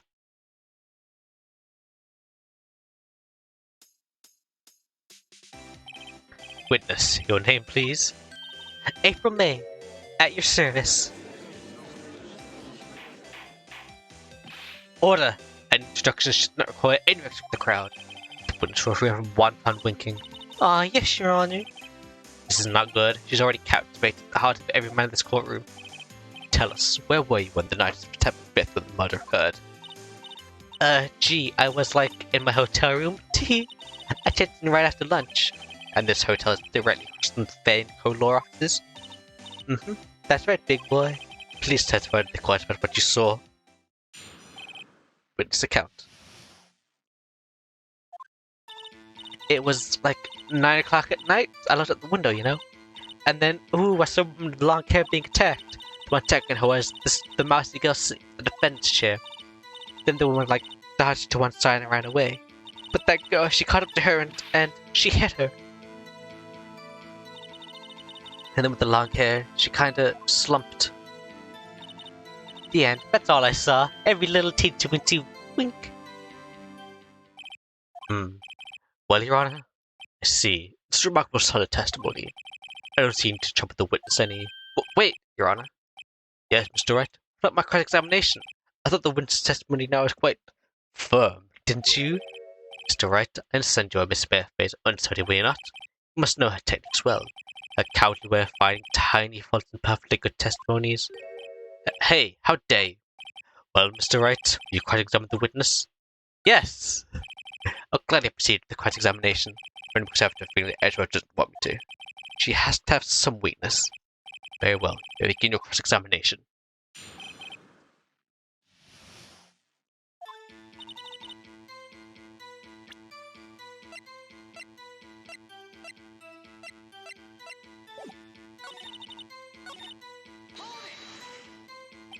Why did you do that? Huh? Why? Why what? Why did you look out the window? We expect to see something? Oh, well, gee. What, that's it? She can't get out of the crane that easily. I sort of, I had a feeling. Well, I have been trying to avoid the question. We should press a little harder on this one. Let's see how far I can run with this. Surely you must have had the reason to look out the window at that time of night. Mr. Wright, I would not have you badgering my witness. But badgering? You insist on needling her with these trivial questions. I really don't think it should be allowed. Yeah, stop him, the poor girl. Order, Mr. Wright, you have been warned. Poor girl, what about poor me? Looked out the window, what did you see next? And then, I saw a woman with long hair being attacked. One with long hair. That was Mia Fey. Slender, sort of, well, people might say pretty. That's your thing. Your thing? And the person attacked her. One attacking her was the bouncy girl sitting in the defense chair. How do you know she was the defendant? Huh? Well, she had a girlish physique.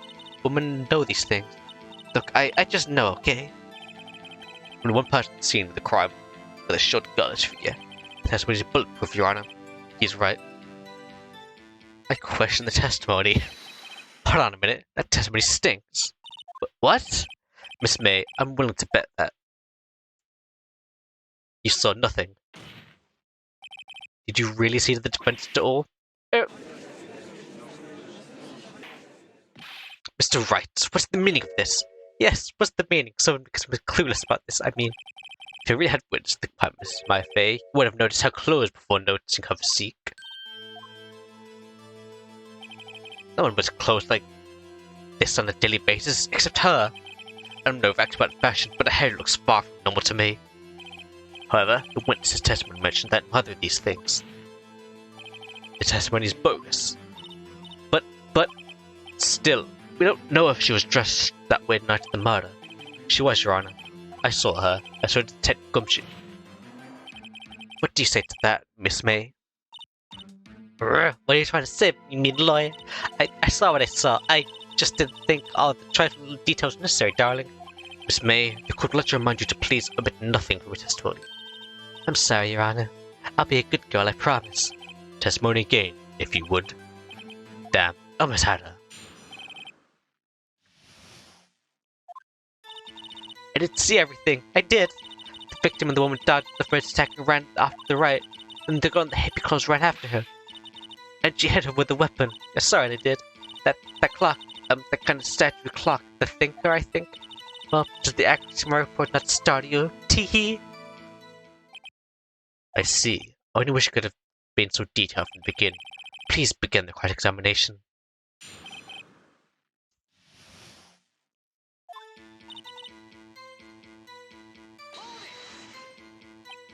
So you saw me then, too? Of course. I remember that spike hair anywhere. Spiky? Witnesses were afraid of possible attack from the defense attorney. Ah, was I a bad girl? I'm sorry. Very well. Continue. The victim, the woman, dodged the first attack from after the right. Is that right is in your right from the hotel? Which hand do I hold my knife in again?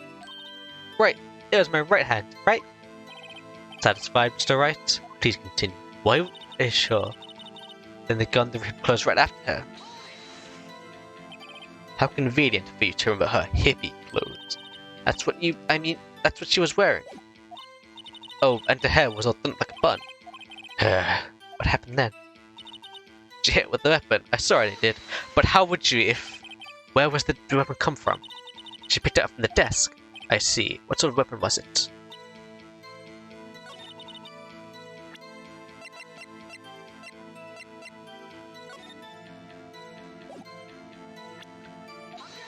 Nope, I did it wrong. This evidence clearly reveals the contradiction in the statements. Aren't they? Okay, my thought was that if she ran to the right, then she'd be outside of the window. Like, I'd be able to see through the window. Then oh yeah.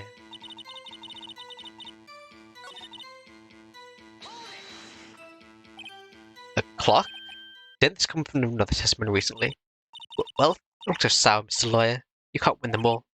No, but I have a feeling I'm onto something now.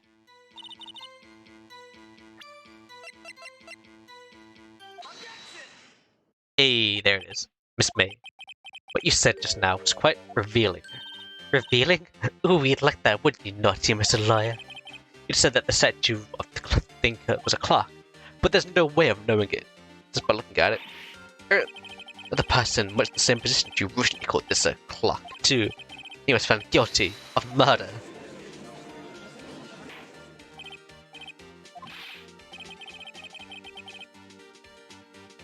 Miss May, can you explain how you knew this was a clock?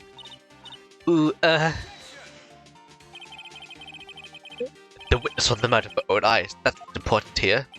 The defense is trying to confuse the issue with trial concerns.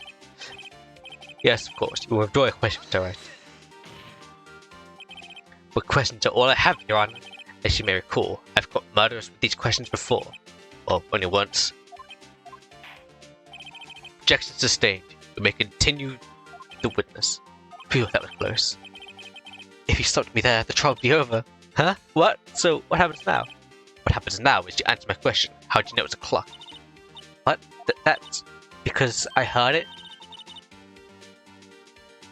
Yes, I heard it at the time. So, you've been to the law office in Banco? No, hey, why would I do that? I would go there. I heard it from a hotel room. The law office in Manfair took place was very close, except the inside was torn out. You could have easily heard the clock. Is that supposed to be right? No, Your Honor. I can't go up now. I'm not satisfied because it couldn't have rung. Your Honor, members of the court, it is inconceivable that the question that the clock rang. It's empty. That clock is missing a clockwork. How could you possibly? Just take a look right now. Oh, see anything interesting, Your Honor? It's just as the defense says. This clock is missing its clockwork. It's quite empty. Mr. Wright, would you care to explain the court the meaning of this? It's as you can see, the clock was empty. It couldn't have rung. Therefore, this witness is a big fat liar. That? Well, Miss May?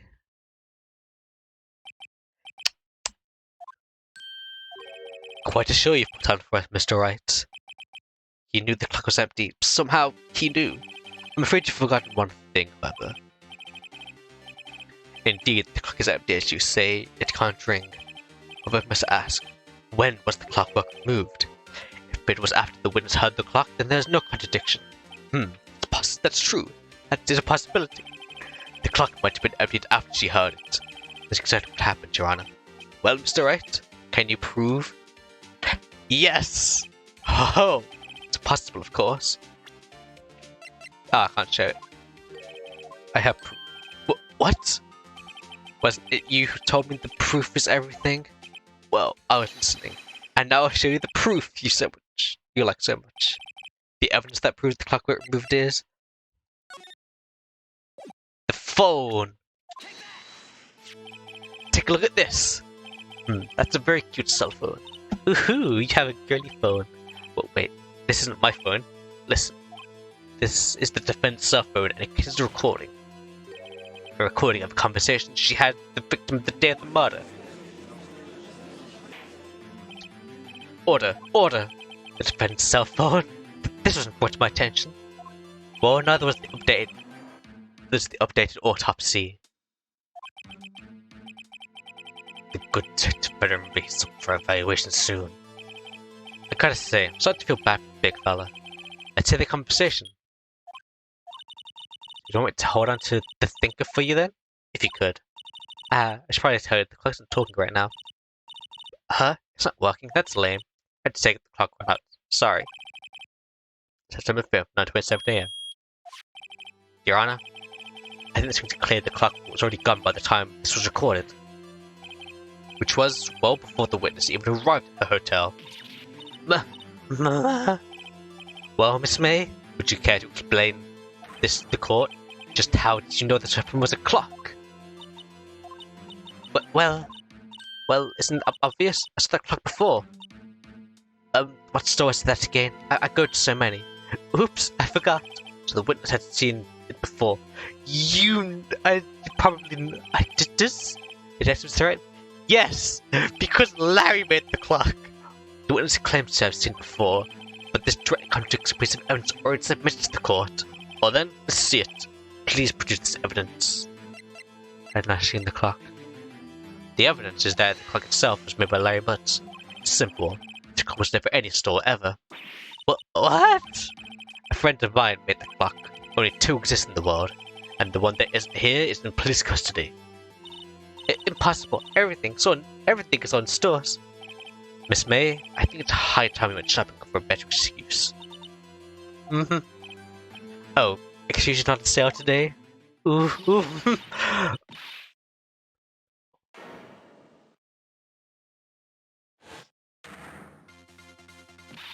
What's it to you, porcupine head? Let's stupid close to the matter, okay? She did it, and she should die for it. Die! Whoa, let's not get ahead of ourselves. This is a court of law and the swarming car. Okay, oh, silly me. Did I, lose it?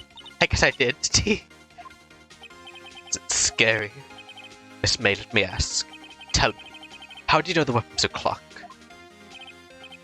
Oh dear, does the defense have an opinion on this behavior? This is it. Yes, Your Honor. Allow me to explain how I see the truth of the matter. Miss April May, you know the weapon was a clock because you had heard about it.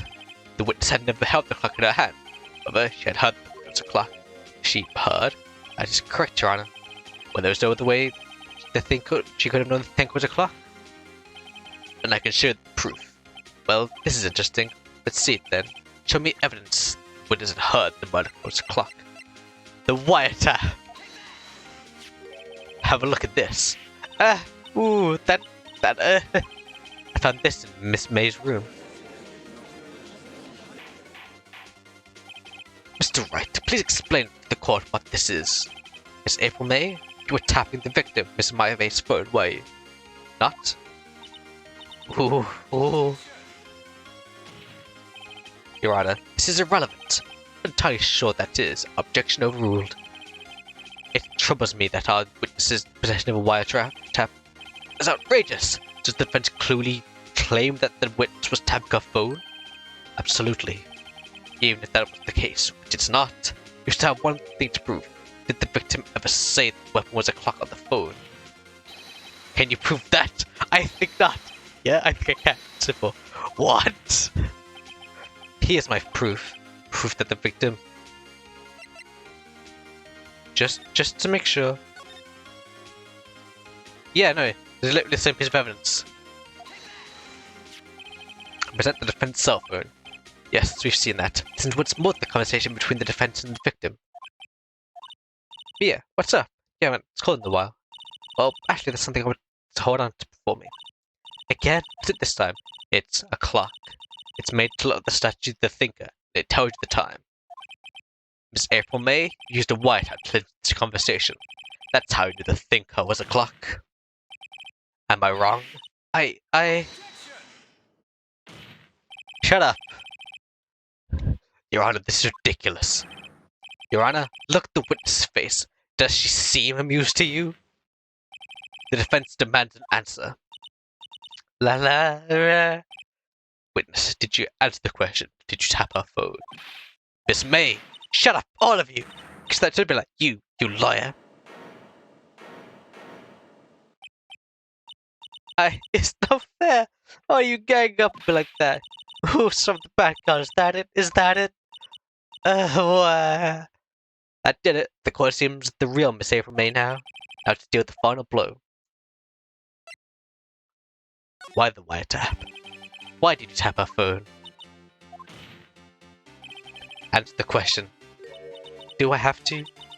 Isn't this a murder trial? Isn't tippy tapping irrelevant?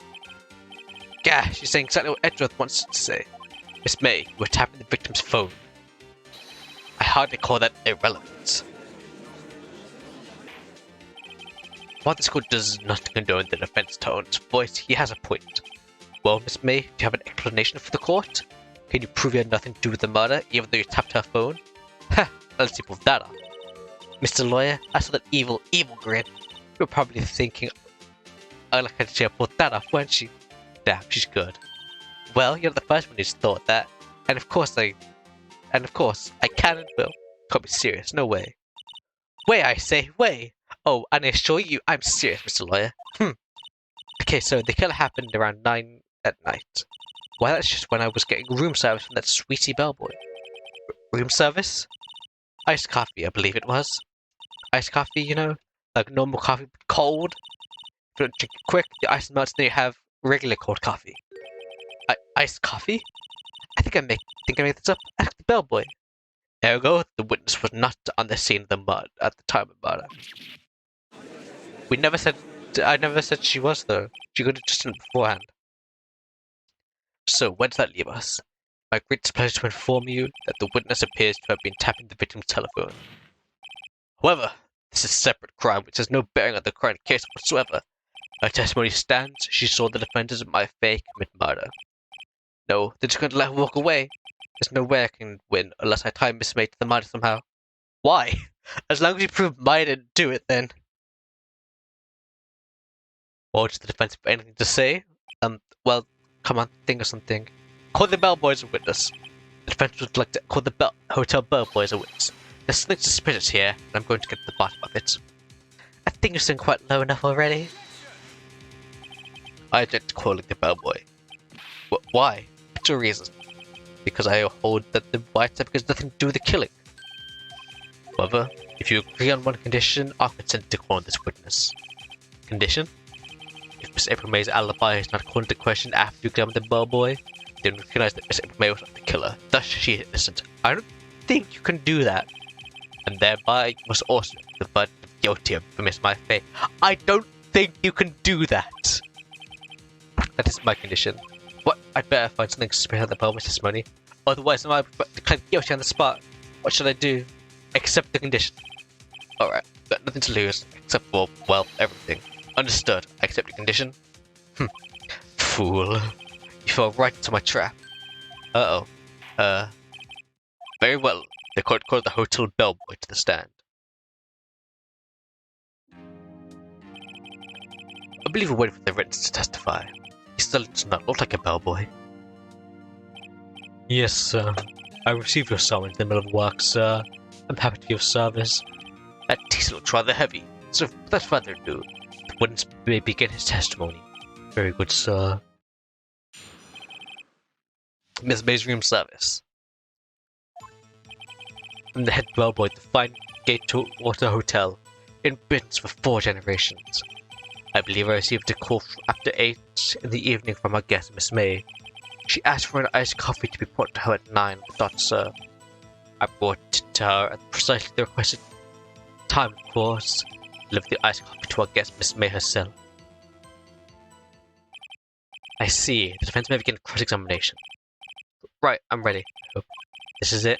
If you can't prove Miss May was involved with the murder now, mine will be finished. Can I get one of those biscuits?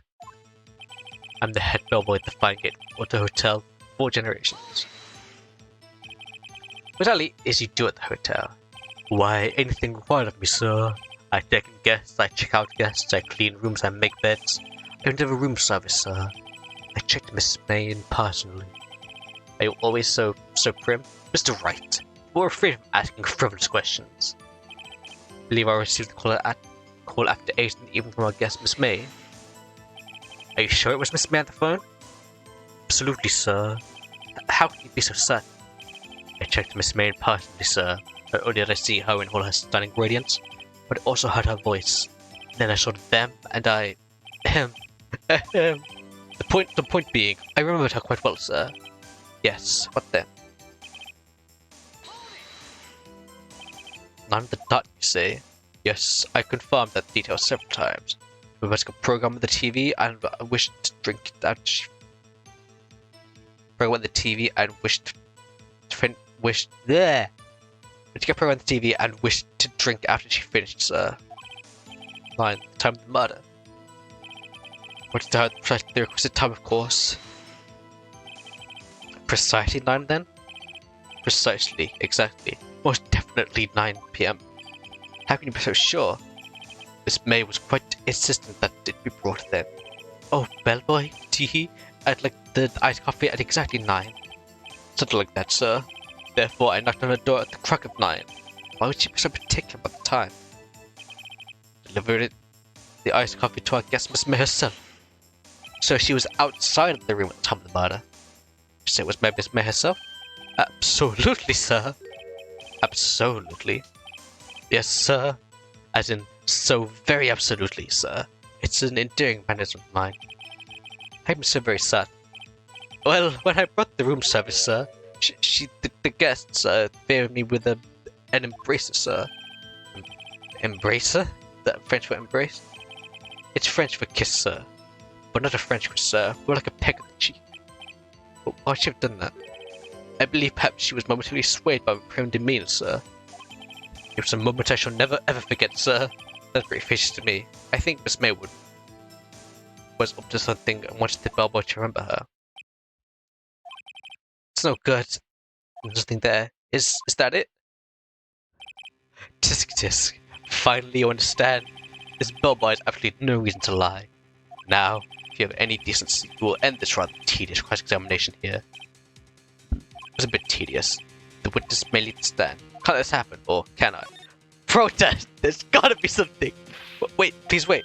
Yes, do you have something? Does the defendant have something to add? One last question. Let me ask one last question. Your Honor, I must object. This charade of justice has gone long enough. Now, Mr. Edgeworth. Alright, Mr. Wright. I'll give you one more question, that's all. Okay, this is really it. Now, my last chance. What am I asking about?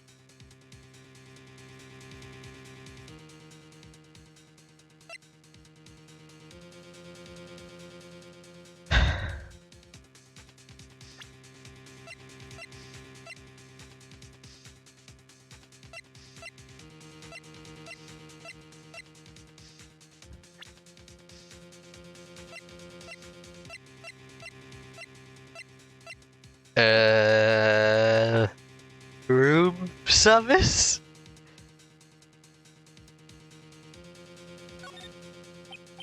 Tell me again about room service.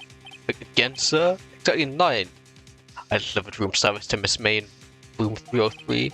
The guest had requested iced coffee. $18 was the charge, as I recall. I see. $18? Doesn't it seem a bit expensive? Yes, well, you know, for two, you know.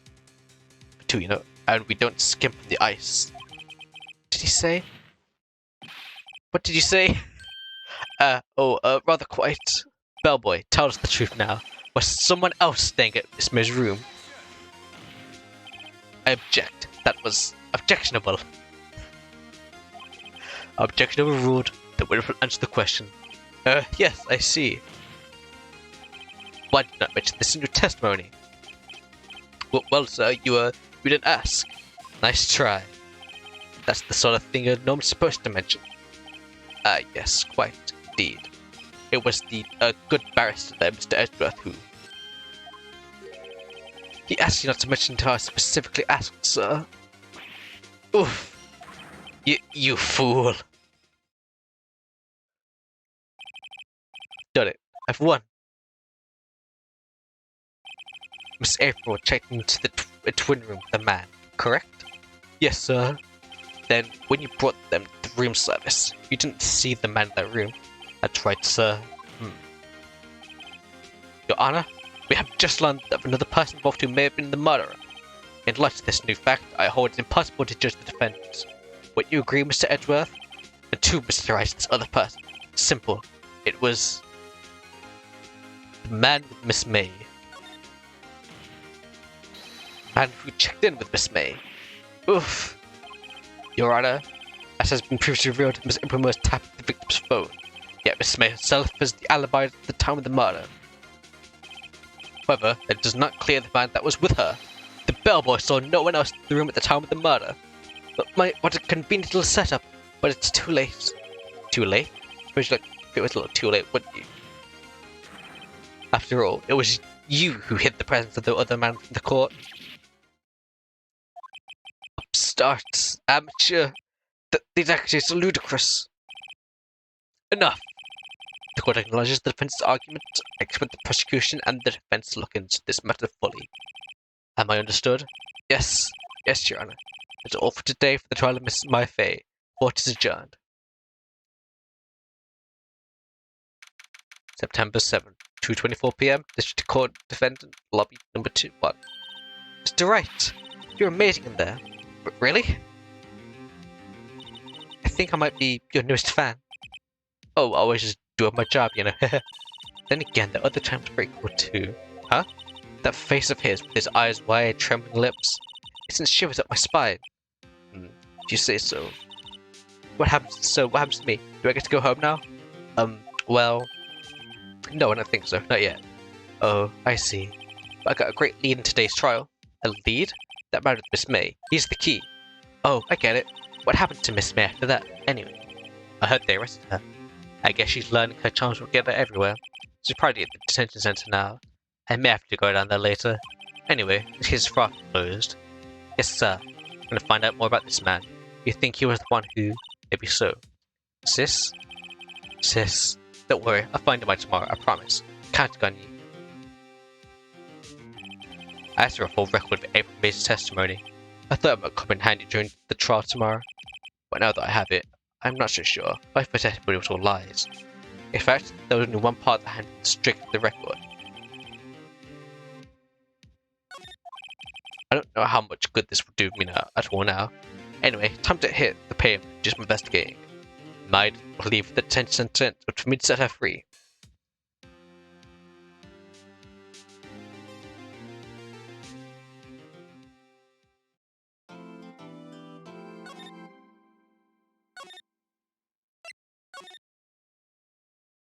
I'll be back in a quick second to get a drink.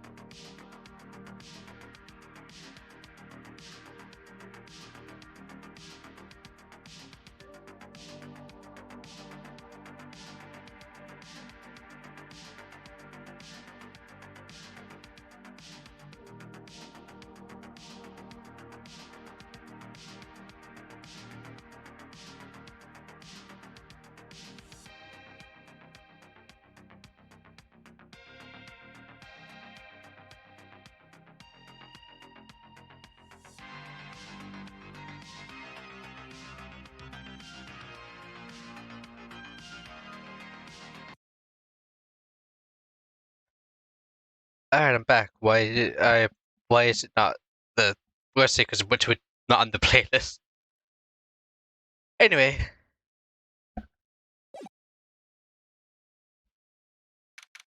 September 7th, 3:11 p.m. 10 visitors room. Well, hello. I didn't think anyone does visit me to the dang place as this. It's really quite moving. Nath, you stinking lawyer, I hope you die. You're going to laugh? Yes, laugh at the fallen Miss May. No, not really. There's nothing I want to ask. Unfortunately, there is nothing going to be asked. Just done anything in a question, you spiky head? Here we go again. Please, you're scaring the security guard. So what do you wish to ask of me then, Starters, how did you get to be so totally whacked?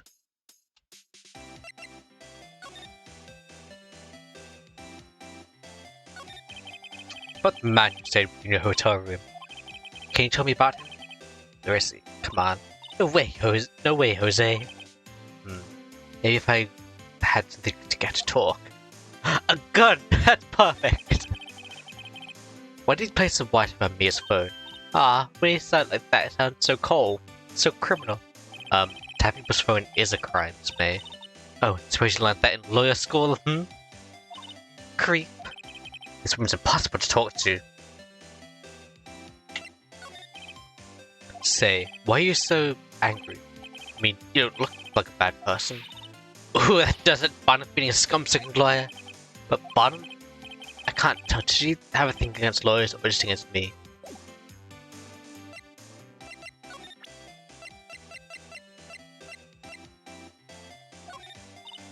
Hey, guess what? Actually, I really hate your guts. So get lost, because, well, I'm not cooperating. Thanks, I noticed.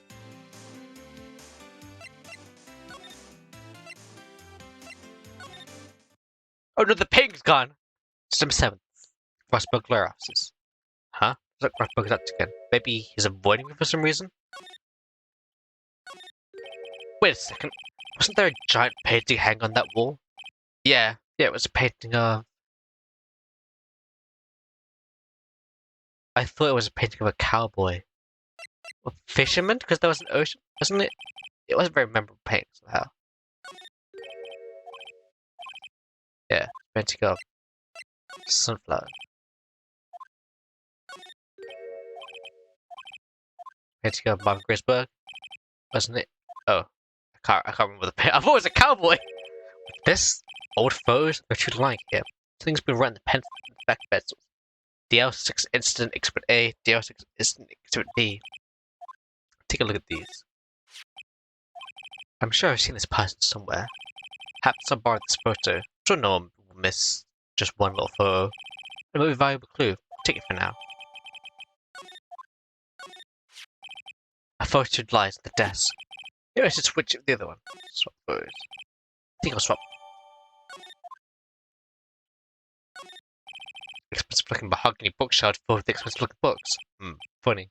They don't look like I've read. A solid mahogany desk. The wood was polished to a deep luster. A table for clients. An elegant empty case. If I'm not mistaken, that light's made of solid gold. Even I can tell someone here's got money to burn. I guess just moved to the hotel, I guess?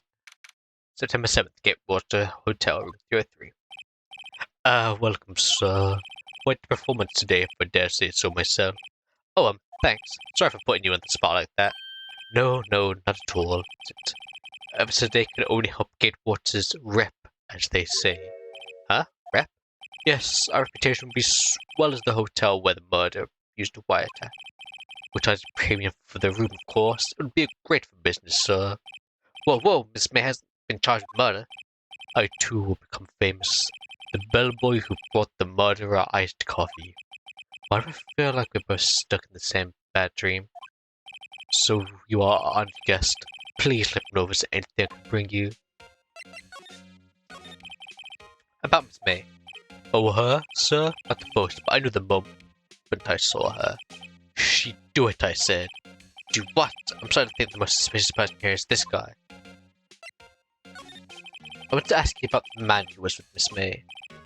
Yes. He struck me as a real lady killer, if you pardon the expression. I knew from the moment I saw him, sir. He and I are the same ilk. We both had the shade of danger. There we are in total agreement, Mr. Psycho Bellboy. With a photo of that man, I'm quite sure I can identify him. A photo. I'll tell you about the hotel. Tell me about the hotel. Absolutely! And on that subject, I have an excellent idea, sir. Currently, the hotel is known as the Gatewood, sir. Suppose that we add a subtitle. A subtitle? The Gatewood Hotel. Murder Manor. Well, what do you think? Sounds great. A virtual tea set. Oh no, I can't. I have to actually present. Take this photo. That's him, detective. I'm the lawyer. Oh, I know that. I want to say detective once. You know how it is. No, I don't. Without doubt, that's the man who checked in with Miss April May. How about I write an affidavit swearing that it's him? An affidavit? This guy's way too excited about this. Well, sure, why not? Yes, I've always wanted to write an affidavit, sir. Henceforth, I'll be known as the bellboy who swore the affidavit. Just hurry up and write it. Let's see if Miss May can play dumb to this.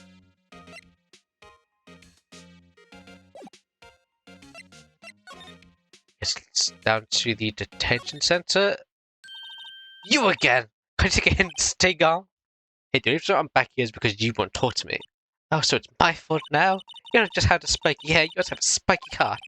That does it. When this case is done, I'm shaving my head.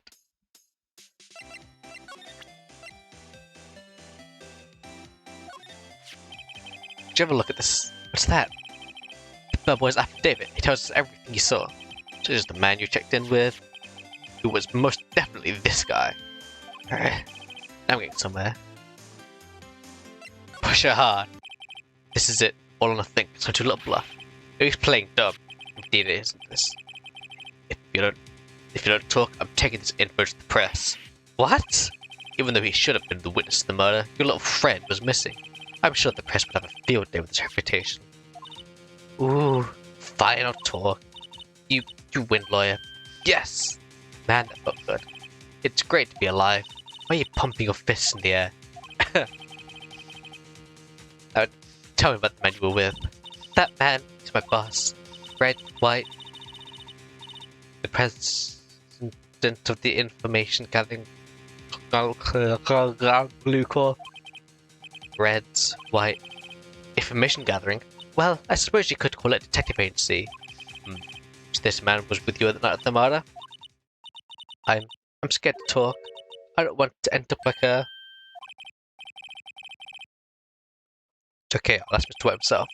You know where Blue Core is located?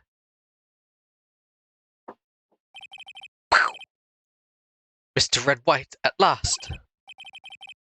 Finally, a lead on this guy. If April May couldn't have done it, that leaves him. Time to take action. Boy's affidavit discarded. Anything? Nope. Move to Blue Core. Hey, wait a minute. I've seen. Is that a cowboy? I don't. I mean, I guess it might be a fisherman. But this is rude decor. Welcome. Please furnish me with your title personage. Your name. What is your name? I was just inquirably asking that title that you go by. Right. Phoenix, right. Incredibly? Mr. Wright, is it? Right, I see. Splendiferous. Perhaps I should have intimidated you with my giantesque vocabulary? What's this guy's problem? I'm Red White, CEO Blue Corp, corporate expansion office. My business dealings bring me into contact with the elite of the elite. So I'm afraid I'm not used to conversing with the wildly challenged. What a fruitcake. Let me guess. You're an attorney fresh out of law school, are you not? That's the only explanation of why you would come to meet me like this. What do you mean by that? No matter. So, what business does a mighty lawyer have to the man such as myself? This guy's arrogance meets off the scale. Miss May is an employee of Blue Corp, is she not? Correct. She was my secretariat. What a shock it was to hear what she has done in the Whiter. Indeed, she's paid to answer phones. Tapping them is not her job description. She does gather information for us as part of her duties, but I can assure you, we do not condone illegal methods. It is inevitable that she would do this. It's not like he's trying to turn Miss May to a scapegoat. That's the matter. Why you in April May's hotel room? Who can say? I seldom pay attention to mundane details such as time and place. I'm up to it. Don't worry. Be happy. Still, Mr. White. The hotel bellboy has stated on the record that he does not remember you very clearly. No matter, the bellboy can talk to you pleases. I still want to talk to you. If you want me to speak, put me on the witness stand. Although I doubt you'll be capable of doing that. He raises a good question, actually. Why didn't the prosecution call him as a witness? He should have seen the same things as April May. Oh ho ho! The police, the courts. To me, they are mere toys, playthings to my amusement. What kind of company is Blue Corp anyway? Excellent question. We buy and sell various kinds of information. We're a company of the future, you might say. We are the future. Sell information. Just 10 years I built this business up into the grand offices you see now. In this case, you were wondering Blue Corp was named after the color blue. I, Red, White, and Blue Corp, as founder of CEO, named it so. And why you ask? The color blue, of course. Which is why I'm wearing pink. Fantabulastic, is it not? There's something that's been bothering me. Yes, what would that be? That painting on the wall over there. I've seen it before. You know, I've actually seen that painting before. Oh, just yesterday, actually. Your point being? My point is simple. Rather, my question is simple. Why is that painting hanging on your wall? It's still wrong, was it? Right. It appears you're not fully grasped your position here. I ask again, who are you? A lawyer? No, I mean, my female friend, a mere lawyer. Worth nothing is little tip or nada. So that's actually for an attorney. Grody burger. But what? Ugh. He punched me. Well, Mr. Lawyer, what will you do, eh? Charge me with assault? Charge away, I welcome it. For it is you who will be found guilty. What? Heed my exposition. Police, the courts, they all do my bidding. So you say, I wonder, that kind of control really possible? But you don't understand. It's a world beyond your compensation. You came from Grody Burgers, I presume? Mr. Grossberg's, yes. We must ask him, why is that this painting of his hangs here? Perhaps then he will tell you. Perhaps you explain how a man can live life pure for personal profit. Go now, skedaddle. There's nothing much more to discuss.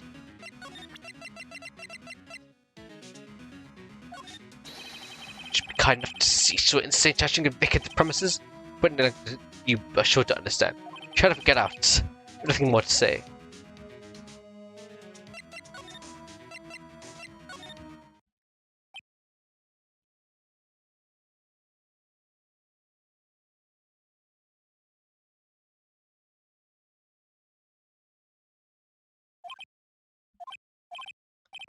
Huh? I think it's no panic here. Maybe I should clear my throat. Ahem! Jumping Jehoshaphat! Oh, you.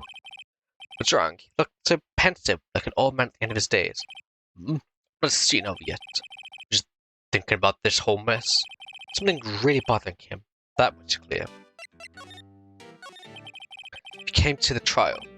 Yes, I did. It was bothering me all last night, you see. I couldn't get a wink of sleep. Really? What was that? Well, you see, it's just me assisting that poor girl. My boy, I owe you my thanks, surely. I don't know what I would have done if things had gone poorly for the girl. As for Phoenix.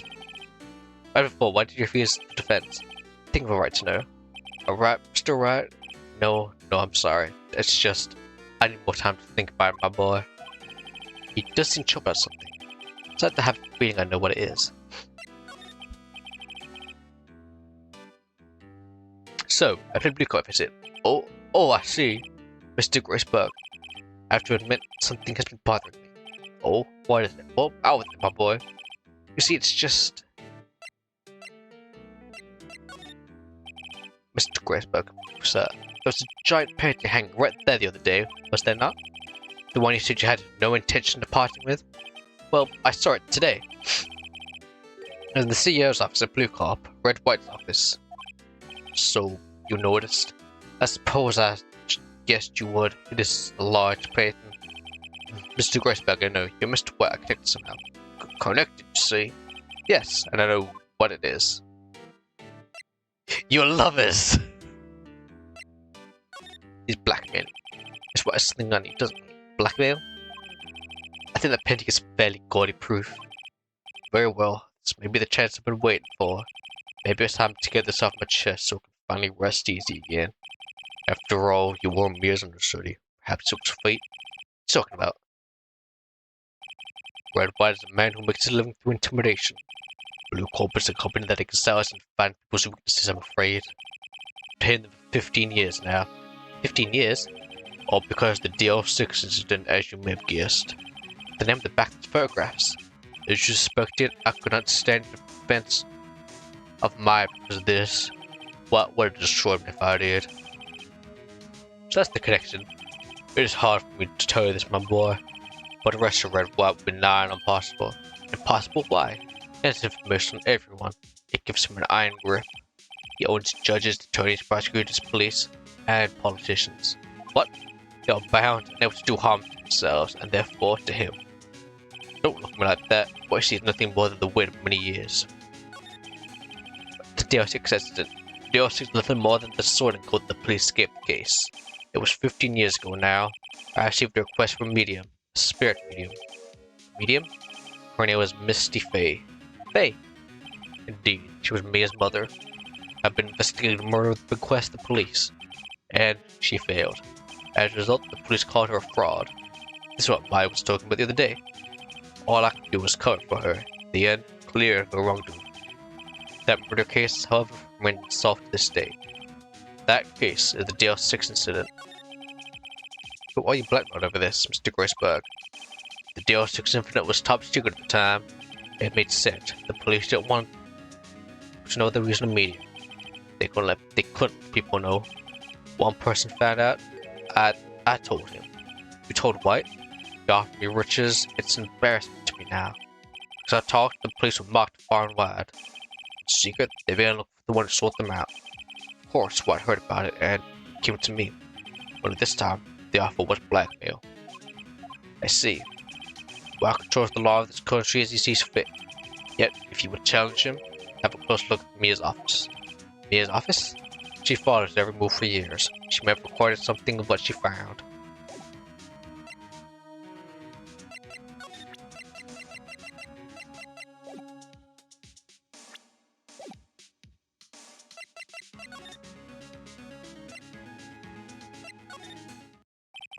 It's funny, looking at this room it seems so normal. Hard to imagine the murder took place here. Mr. Gressberg said there would be clues. Maybe I should have another look.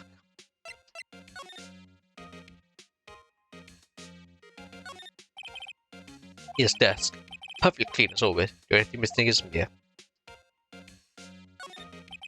With the case of the chief ever worked on her file here, they're in alphabetical order. Let's take a look. Just to look at.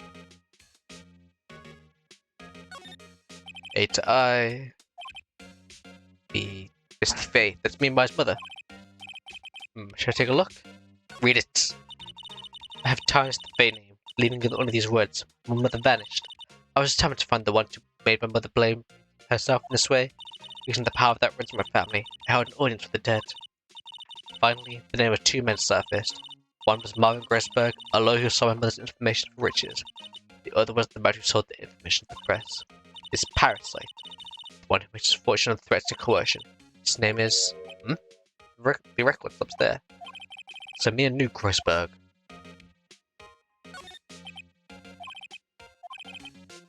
Look at file over J to S.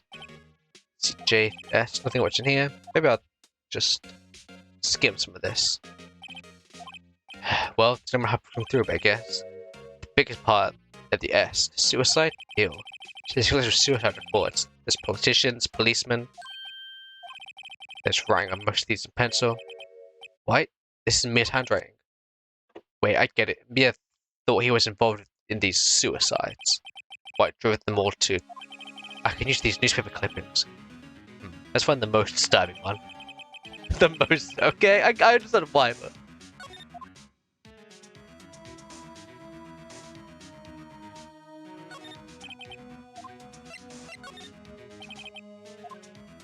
T through Z, because why not? T, U... I know, W, White. The entire W section is missing. Was it taken?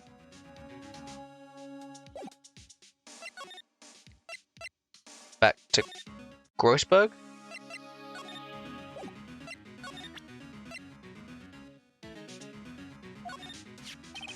Found this in Mia's files. She was investigated by Wright, as I expected. Well, if you wanted to challenge him, you could present this in court. Bad idea.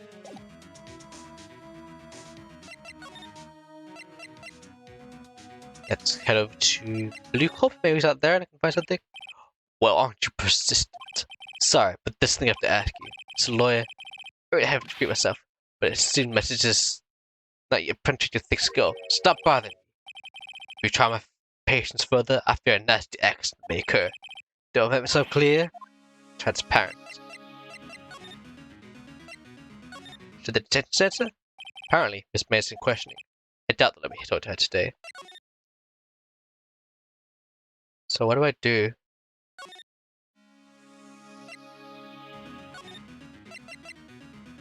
Do I talk to you? We'll present this.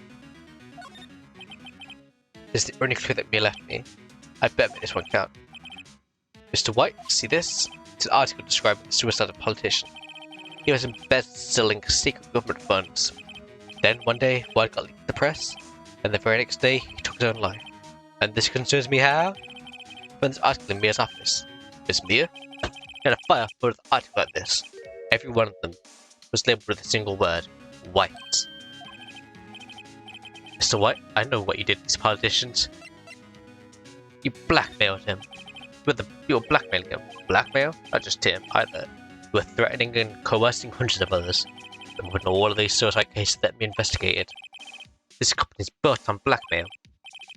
I'm right, aren't I? What a bizarre accusation. Mr. Wrong. What is it that you should be doing now?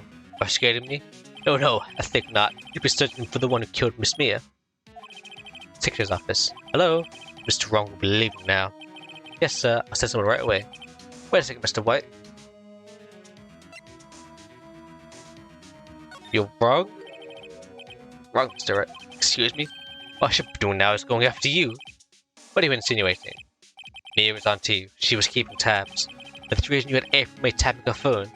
Then, Mia was murdered. All the documents about you mysteriously disappeared. So the culprit would be... Even a child could work it out, Mr. White. You did it. Secretary's office. What we need an escort from Mr. Wrong. Instead, please claim to the public prosecutor's office. Of course, sir. One moment, please. White, that you? What are you doing coming at a time like this? Hello, Chief Prosecutor. I changed my mind. I want to testify tomorrow. What's this about? The Mia fake case. I witnessed the murder, you see. And thus, as a very important witness, I would like to testify. What? Why now? I thought you didn't want to go to court. Quitende, I told you I changed my mind, didn't I? Oh, and one other thing. Send the police over here right away. The man is standing right in front of me. He looks dazed. What could be violent? What man? Even listening? The execution of the hatchet, the liquidator, the killer, man. What? Mr. White, this isn't another of those. Chief Prosecutor, I do not believe you're persistent to really offer your opinion to be correct. I'm telling you to send police now. Didn't I tell you, Mr. Wrong? You're a mere lawyer. As was Miss Mia. How dare you? I'll point the finger at you. And you'll be tried as Miss Mia's killer. The case is no good as settled. No lawyer of any worth to defend you. I have friends at the local lawyers association, you see. We're becoming a lawyer association stupendly inept that they make even you look competent. I feel faint. Detective Gumshoe reporting, sir. Butts, Harry Butts. Right, actually, Phoenix, right? And my friend's name is Larry. Oh, right, sorry, Pearl. Butts, that murderer, right? Detective Gumshoe, I present to you the man who killed Miss Mia Fey. What? Take this despicable human to custody. Farewell, Mr. Wrong.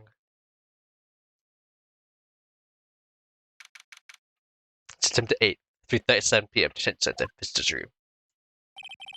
Can't believe it's only been a day since the first trial. My trial begins tomorrow. White's going to set a trap for me. And the prosecution will be on it, of course. Edgeworth included. An attorney was assigned to me by the state yesterday. I refused, but I had an idea. Right. Mr. Wright! Oh, my. Great, they let you out of detention. Just now, yes. It's all thanks to you. Now I'm afraid we switched places. What? You mean you... Explain what happened to me. I don't believe it. How many people does that man need to destroy before he's satisfied? My mother, my sister, and now you. This has gone too far. Mr. Wright, please tell me. Anything I can do. Well... Help me break out of here. No, defend me in court. Alright, you can be my defense lawyer tomorrow. Alright, huh? Leave it to me. I am your sister after all. Lawyership runs in our blood. Wasn't it gross powers that ran in your blood? I'd better run into the bookstore and pick up a copy of Law for Rookies. What? Wait. Hey. What? I'm kidding. I was a joke. No, really, I was kidding, but thanks. It's good to know you're on my side. There isn't anything you can do for me anyway. But I can't just sit here and do nothing. I'm glad to get to that. I'm out of my mind. Just a piece? Okay, then. Come to the trial tomorrow. Oh, okay, I'll be there. I'll show them a thing or two.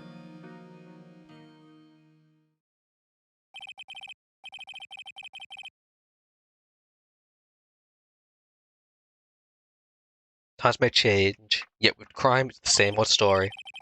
In fact, it's gotten worse. Lengthy court procedure can no longer be realistic. Beginning a few years ago, a limit of 3 days was put on initial court trials. Almost all finished in a day, most with guilty verdicts. Never thought I would end up in defense chair myself for this case. With the true culprit appearing as the star witness. This is it. Tomorrow, it's me or him.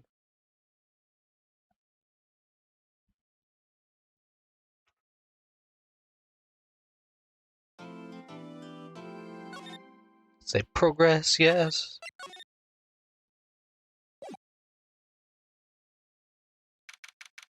September 9th, 9:52 a.m.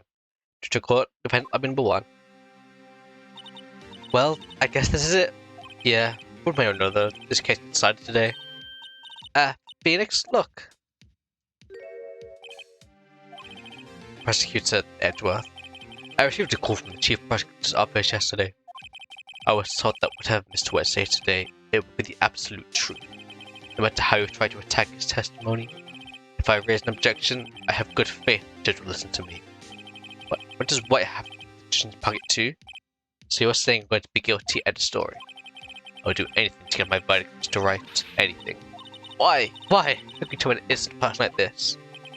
Innocent? How can we know that?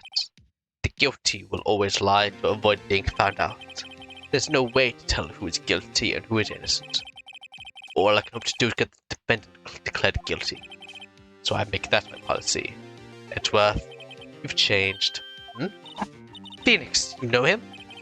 Don't expect any special treatment, Phoenix, right? Phoenix. Well, court will be starting soon. But wait, your defense attorney isn't even here yet. Then I'll be defending myself. What? Okay, let's do this. Can you do that? I mean, you can represent yourself, pretty sure, but you can't. I don't know. Anyway.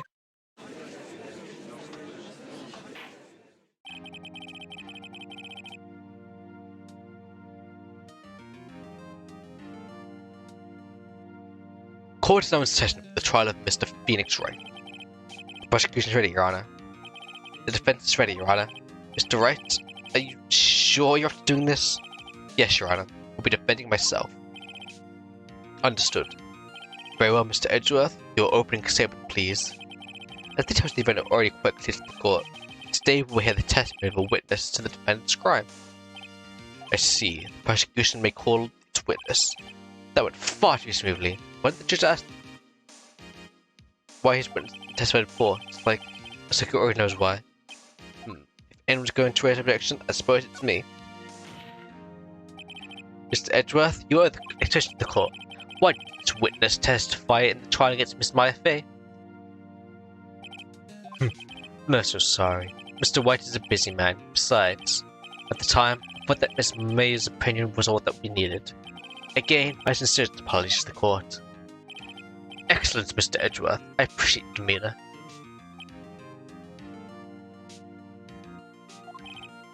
Great. He had a shove and I get nowhere. Well, let's call Mr. Red White to the stand.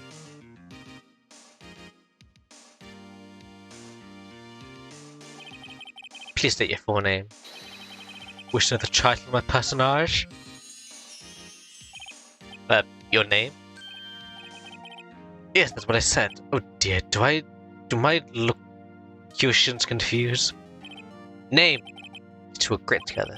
My name is Red White, but my friends call me Blanco Nino. I am the CEO of the Welcome Return, the president of Blue Corp. Do you know the victim, Miss Mayfair? That would be a negatory. No, I did not. You at the Gateway Hotel the night of the murder? Correct. And you witnessed the murder from there? Why tell you what you already know? Very well, Mr. White, you may begin your testimony. If I can't rip this guy's testimony apart, I'm done for. By the way, I feel like this is the end of the world and the last man standing. Ho ho ho. I hope you have made your peace with God, Mr. Lawyer. I'm happy, Phoenix.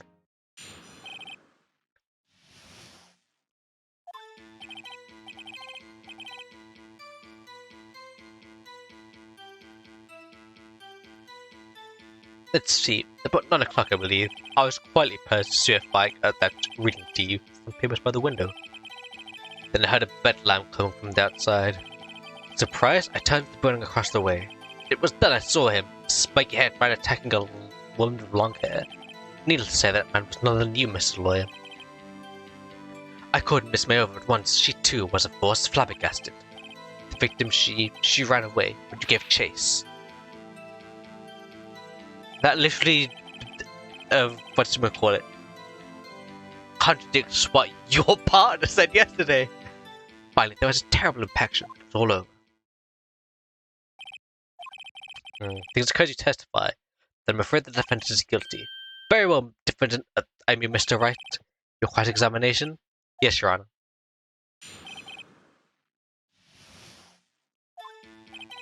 Let's see, about 9 o'clock, I believe. How do you know what time it was? Because I always am positively perfect, do you know? No, you're not getting away with that. You are so mistrusting, Mr. Lawyer. So, what was the proper time for secretary again? Anyway, Miss May ordered room service for 9. It happened so soon after the room service appeared. That's what Miss May said too. True, the bellboy who brought the coffee saw Miss May. But he testified that he did not see you at the time. This is your concern? Silly lawyer, Miss May received the coffee outside the room. Of course you could not see me, he would need extra vision to pull something up like that. Tell us, what were you doing at the time? I was quietly pursuing that's reading some papers by the window. Why is my evidence? I'm not going to play any of it.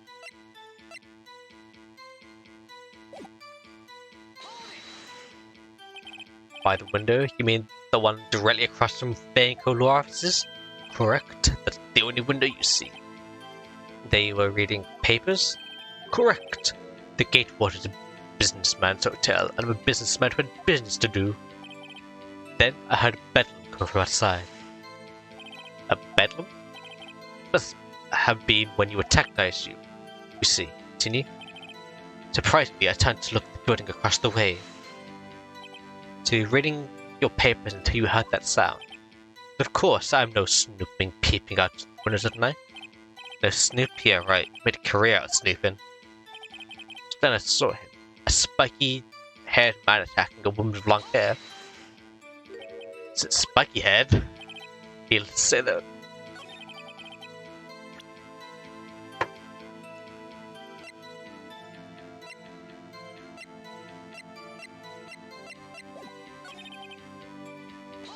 They're both more than you.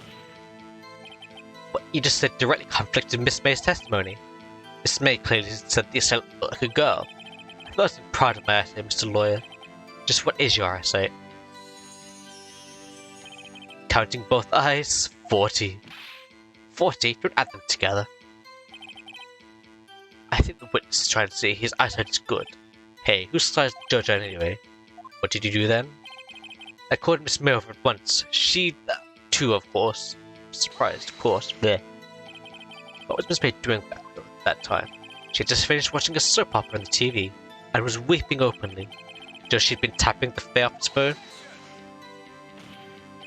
Irrelevant. That has nothing to do with this case at hand. I care not. I will answer the lawyer's bold inquiry. Miss May was acting alone when she tapped the phone. Fay woman. You make a good politician, Mr. White. Ho! I know, after all, I am El Presidente. Please continue. The victim, she ran away, but you gave chase. Can you be a little more detailed about that? I think Dwarf know exactly what happened. Of course, El Comprende. Aha! I can't show you. You ran to the left, gave chase and took her down. Are you sure? As you know, I am always positively perfect. Perhaps you could change your testimony to reflect the new detail.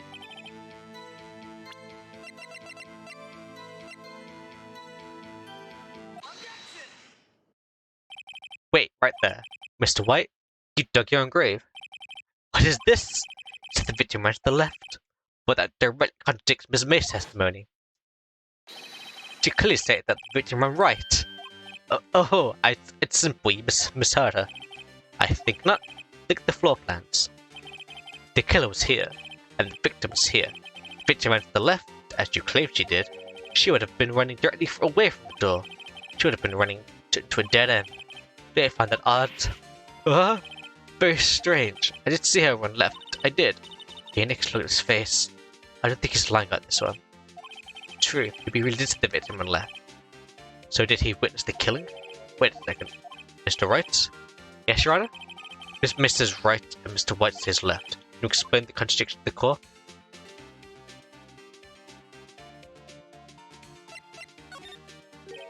Both witnesses are telling the truth for once. Ha! I doubt it. Rather, that does not clear up the contradiction. There is one scenario that would affect their conflicting counts. What? Obviously, the witness was not viewing the crime from the hotel.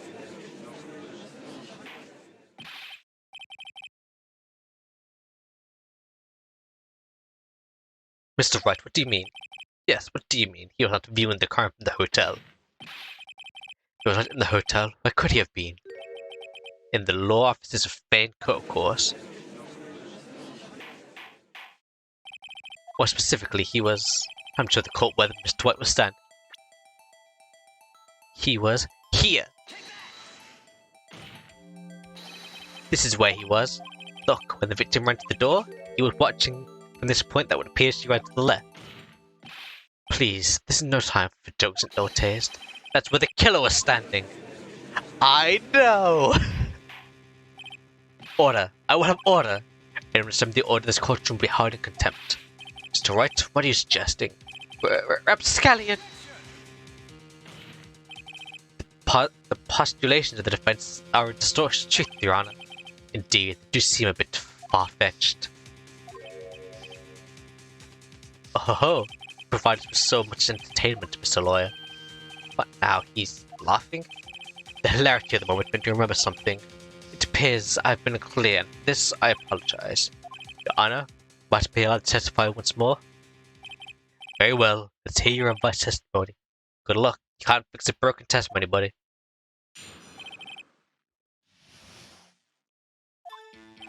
This May's testimony was correct, as was mine. When you assaulted the girl, she first ran to the left. Then you hit her savagely, that's what I saw. Next, with the last of her strength, she ran to the right. You chased her and delivered the final blow. Didn't say it was only a single blow though.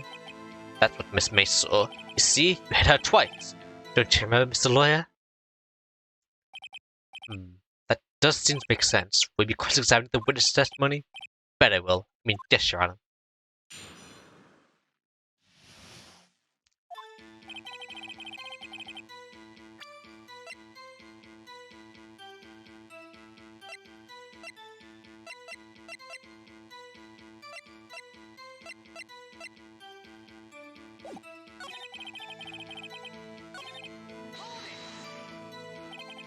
What do you mean by that? That's what I'm about to explain. You Americans are always so impatient. It does not become you. Hey buddy, you're an American too. Took the ghost she first went left. What do you mean first? First? That's what happens before next. You do speak English, right? Please sit back, relax. I'll try to simple the words for your benefits. First, she went left, then you hit her step. That's what I saw. I didn't hit anyone. Now, Mr. Wright, no point hiding things from this court. Not hiding anything. Prosecution requests that the defense refrain from the testimony. Mr. Wright, you've been warned.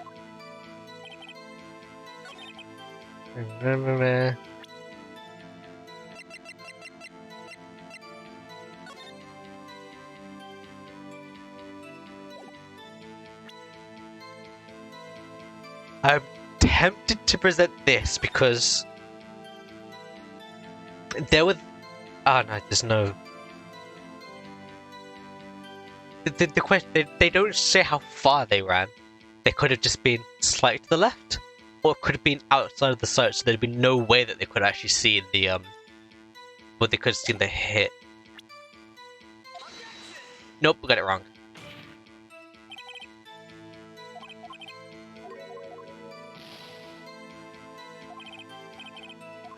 Yeah, I'm gonna keep pressing.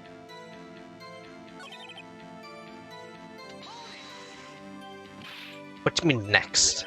Next is what comes after first. I know that. Then that's all you need to know, Mr. Lawyer. As I said, she turned and made a desperate dash to the right. Just entered the final blow. Stop saying it was me! But it was you. Mr. Wright, if you claim that it was not you, then show us proof. Can I do nothing, right? Nothing? May I continue? That's what Miss May saw. So each of you saw different parts. Absolutely.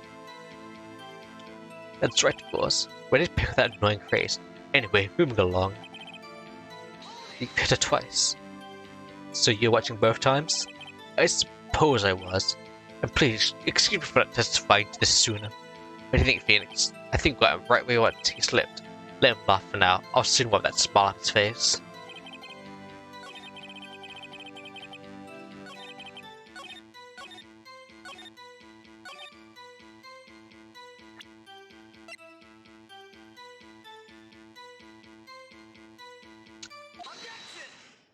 Music's gone to the right. Mr. White, the victim died from a single blow. What do you have to say to that? There's my chance to hit where it counts. Mr. White, wasn't you who told this court you were absolutely correct? I'm afraid I'm using the phrase from now on. Your Honor, you could ask the witness for a new testimony? The witness is always confused, Your Honor. I'll let you watch a 10-minute break. Yes, quite. Witness is confused because he's lying.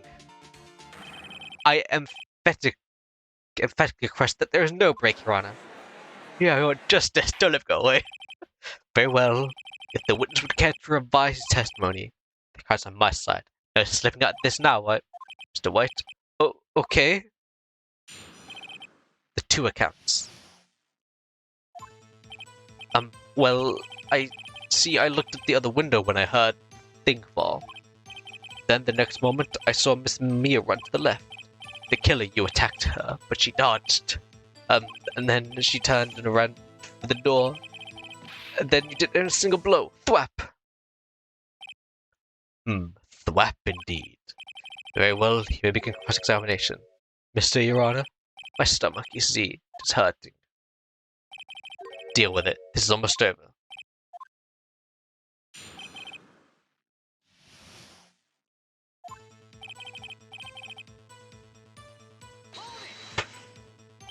You heard the thing before? What was that thing? Huh? Oh, that, the glass light stand. Right, the one that had fallen over at the sea. Phoenix, did something seem... Yeah, very odd. Yeah, that is odd. I'll press further. Mr. White? Huh? What?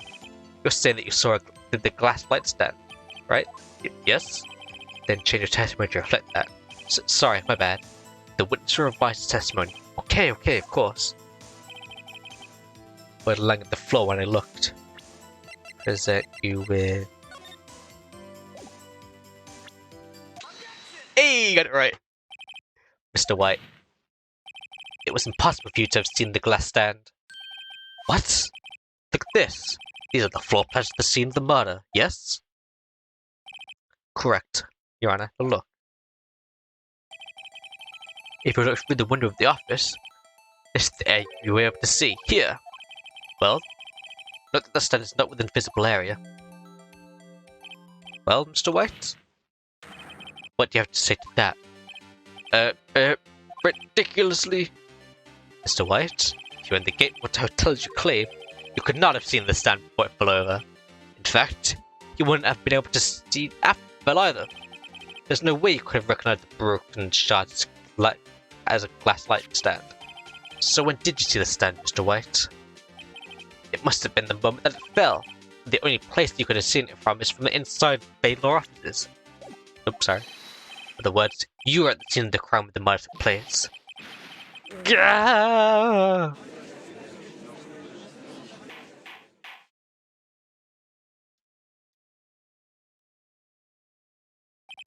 Mr. White?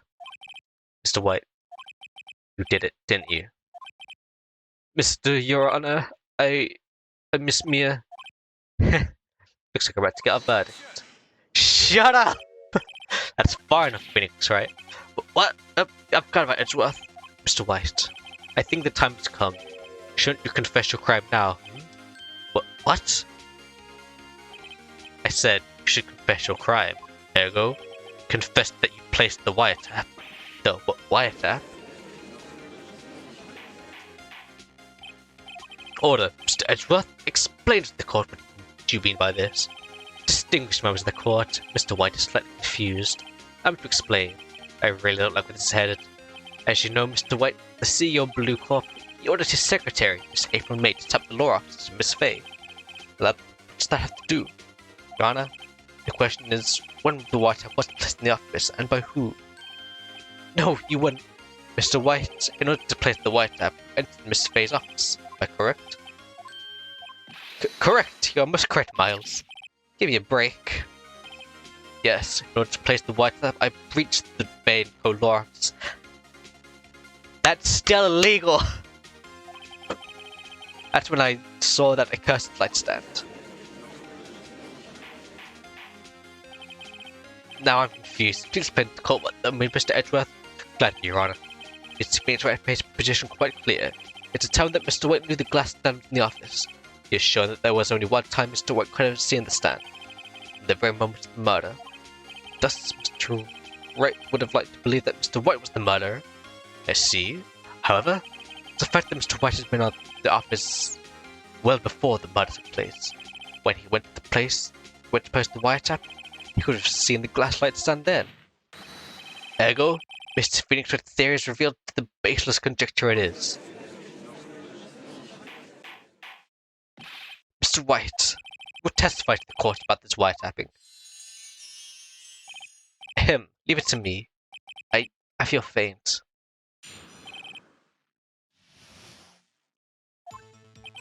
It was the beginning of the September, the week before the murder.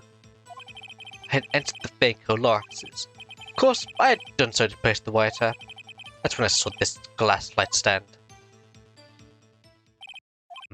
So you saw the stand before the night of the incident, and this is how you were able to identify what had fallen over by the sound? Correct, that is right. I see. Very well, Mr. Wright, you may quite examine. What I'm supposed to do now? Good luck, Phoenix. The wiretapping.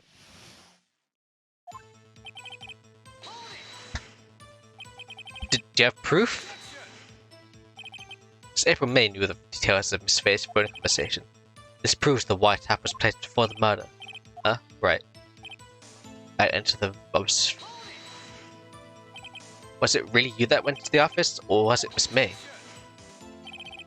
Unidentified fingerprints several days old found in the Faco law office. Those were obviously Mr. White's. And if I know Edgeworth, he's already going to check on those prints. Now, Mr. White, tell us why you went to Faco law offices. But why? Why did he tap me his phone? Is that another thing? Yes, it does! Blue Corp detective agency of sorts. You have the responsibility to protect client confidentiality. That's when I saw the glass light stand. Why did you notice something as innocuous as a light stand? The light stand was made entirely of glass. It was quite stylish, so I guess they made a lasting impression on me. Such a beauticious thing deserves attention, does it not? That is all. Damn it, nothing to press on him. Oh well, maybe he's rotten enough that I can bluff and gallop.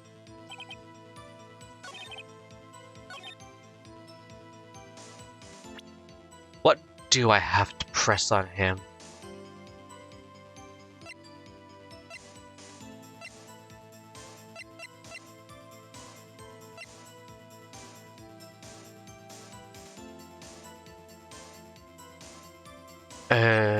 Attorney's badge. That doesn't. I don't know if that ever works. Mia's autopsy report. I already used that.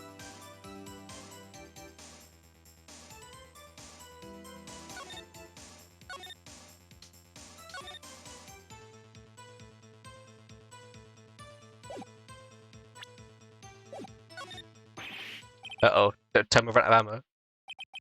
Tisk tisk. Afraid that's as far as you go, Mr. Wright. The time has come for you to meet your defeat. You fought honorably. No more. I can't take this anymore. Mr. Wright, giving up? Yes, Your Honor. Phoenix! Phoenix, over here. Another voice. But Mia? Never give up, Phoenix. Mia?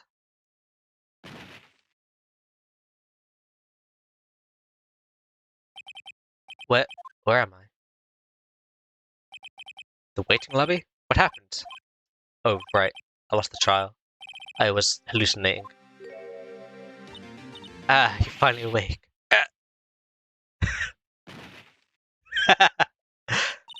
Hey, Phoenix! Gak! That's no way to greet an old friend. Phoenix, I want you to look at me.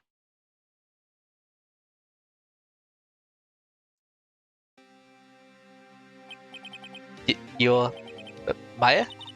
Do you know the fabled woman of strong psychic powers? When you accepted your defeat in court, it appears that it was enough shock to awaken Maya's true powers. So, Maya is channeling you, Mia? That's right. But I'm also Mia. But also Mia. Now, I want you to listen to me, Phoenix. Maya never gave up. You can't either. That's what I came here to tell you. But we don't have much time, Phoenix. Now listen. We've already won. Huh? You have that receipt in the court record, right? Oh yeah, the one that you said you wrote Maya on. Phoenix. Wright wrote that, not me.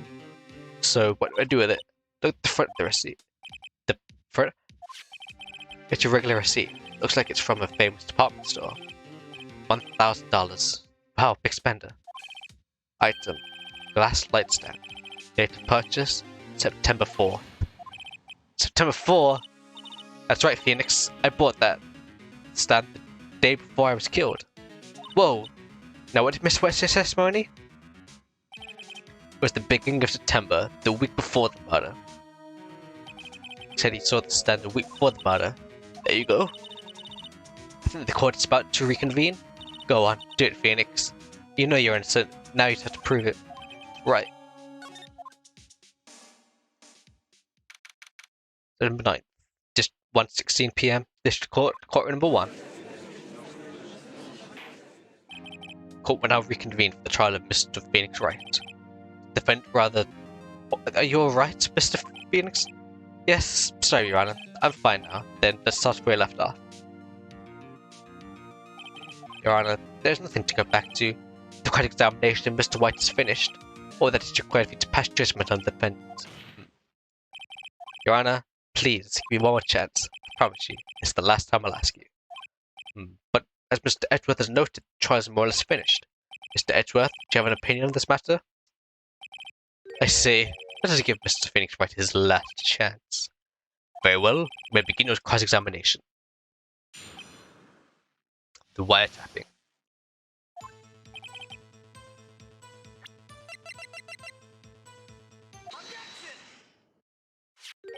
Look closely at this.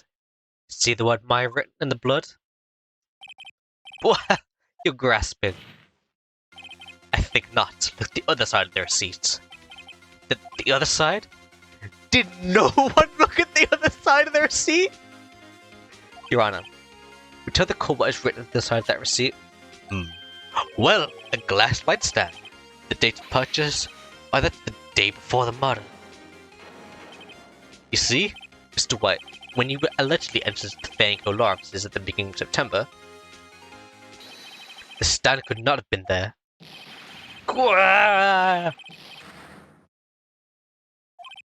Well, Mr. White, can't get out of this one, can you? No, it's impossible. Uh-oh, he's losing it. Well, Your Honor, I understand there must be quite a bit of pressure on you. But I think you'll agree you can't judge me as guilty under these circumstances. Very well. Then that's all for the trial of... Edgeworth, I swear to God.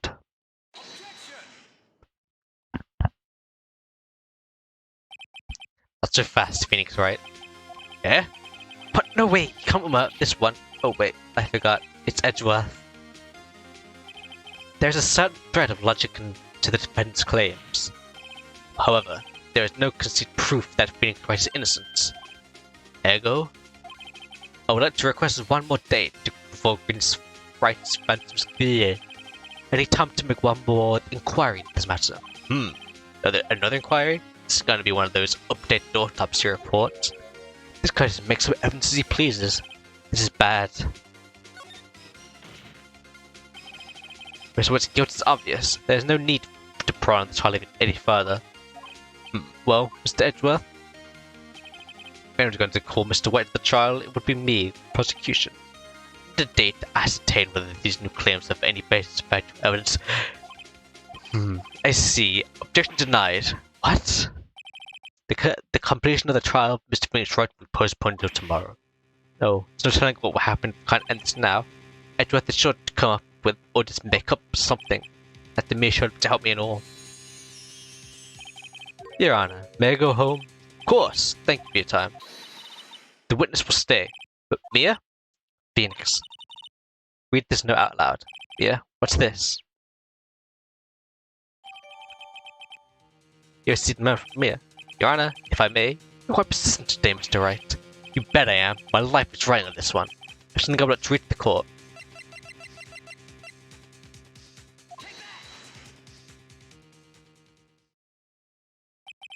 The memo had given me was a list of names.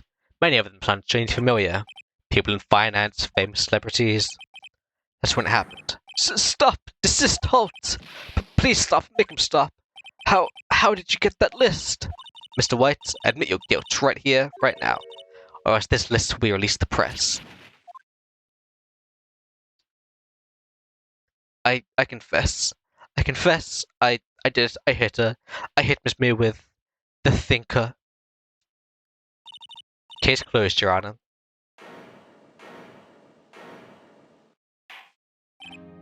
Well, I see no need to continue this trial. Mr. Wright? Yes, Your Honor? You've done it again. That was quite a spirited defense. Yes, Your Honor. I guess you could say that. If only you know how spirited it was. Well, this court finds the defense. Rather, the defense finds Phoenix Wright. The music has stopped. I swear to God, Edgeworth. Not guilty.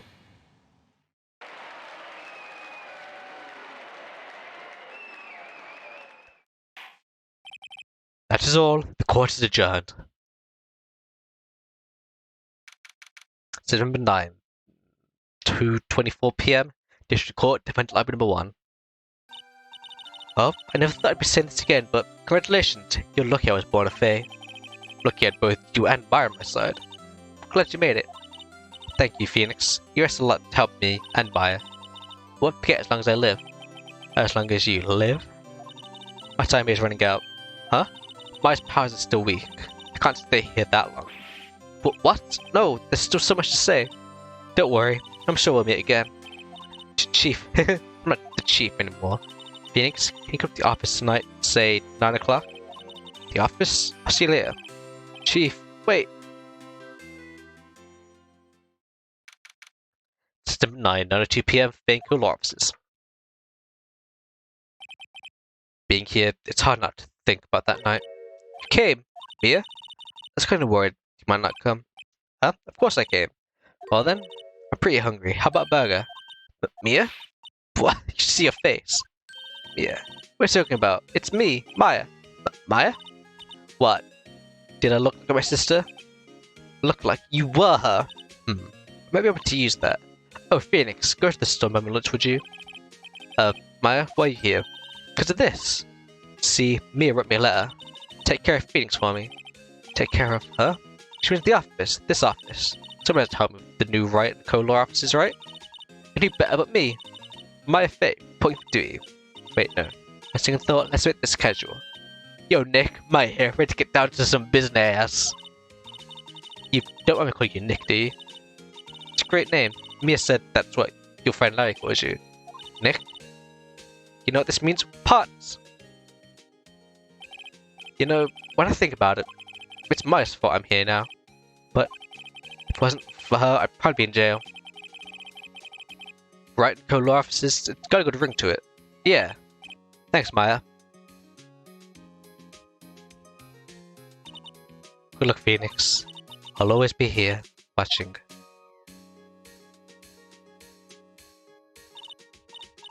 Right, okay, Nick, let's do it. Huh? Do what? Burgers, dummy. Burgers. There's a great burger joint just down the street. Come on, time's a wasting. Okay, wait up.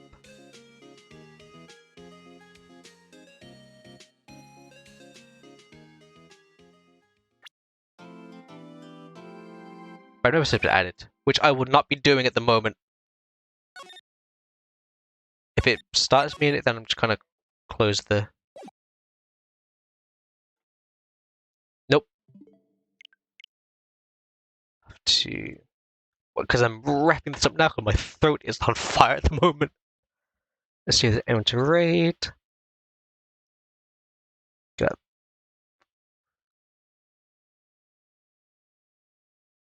yeah, you got Cyborg Giraffe at the moment, who's doing some Monster Hunter.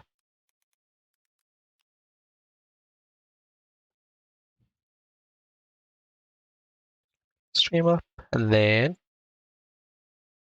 I hope you all have a good day, and bye bye.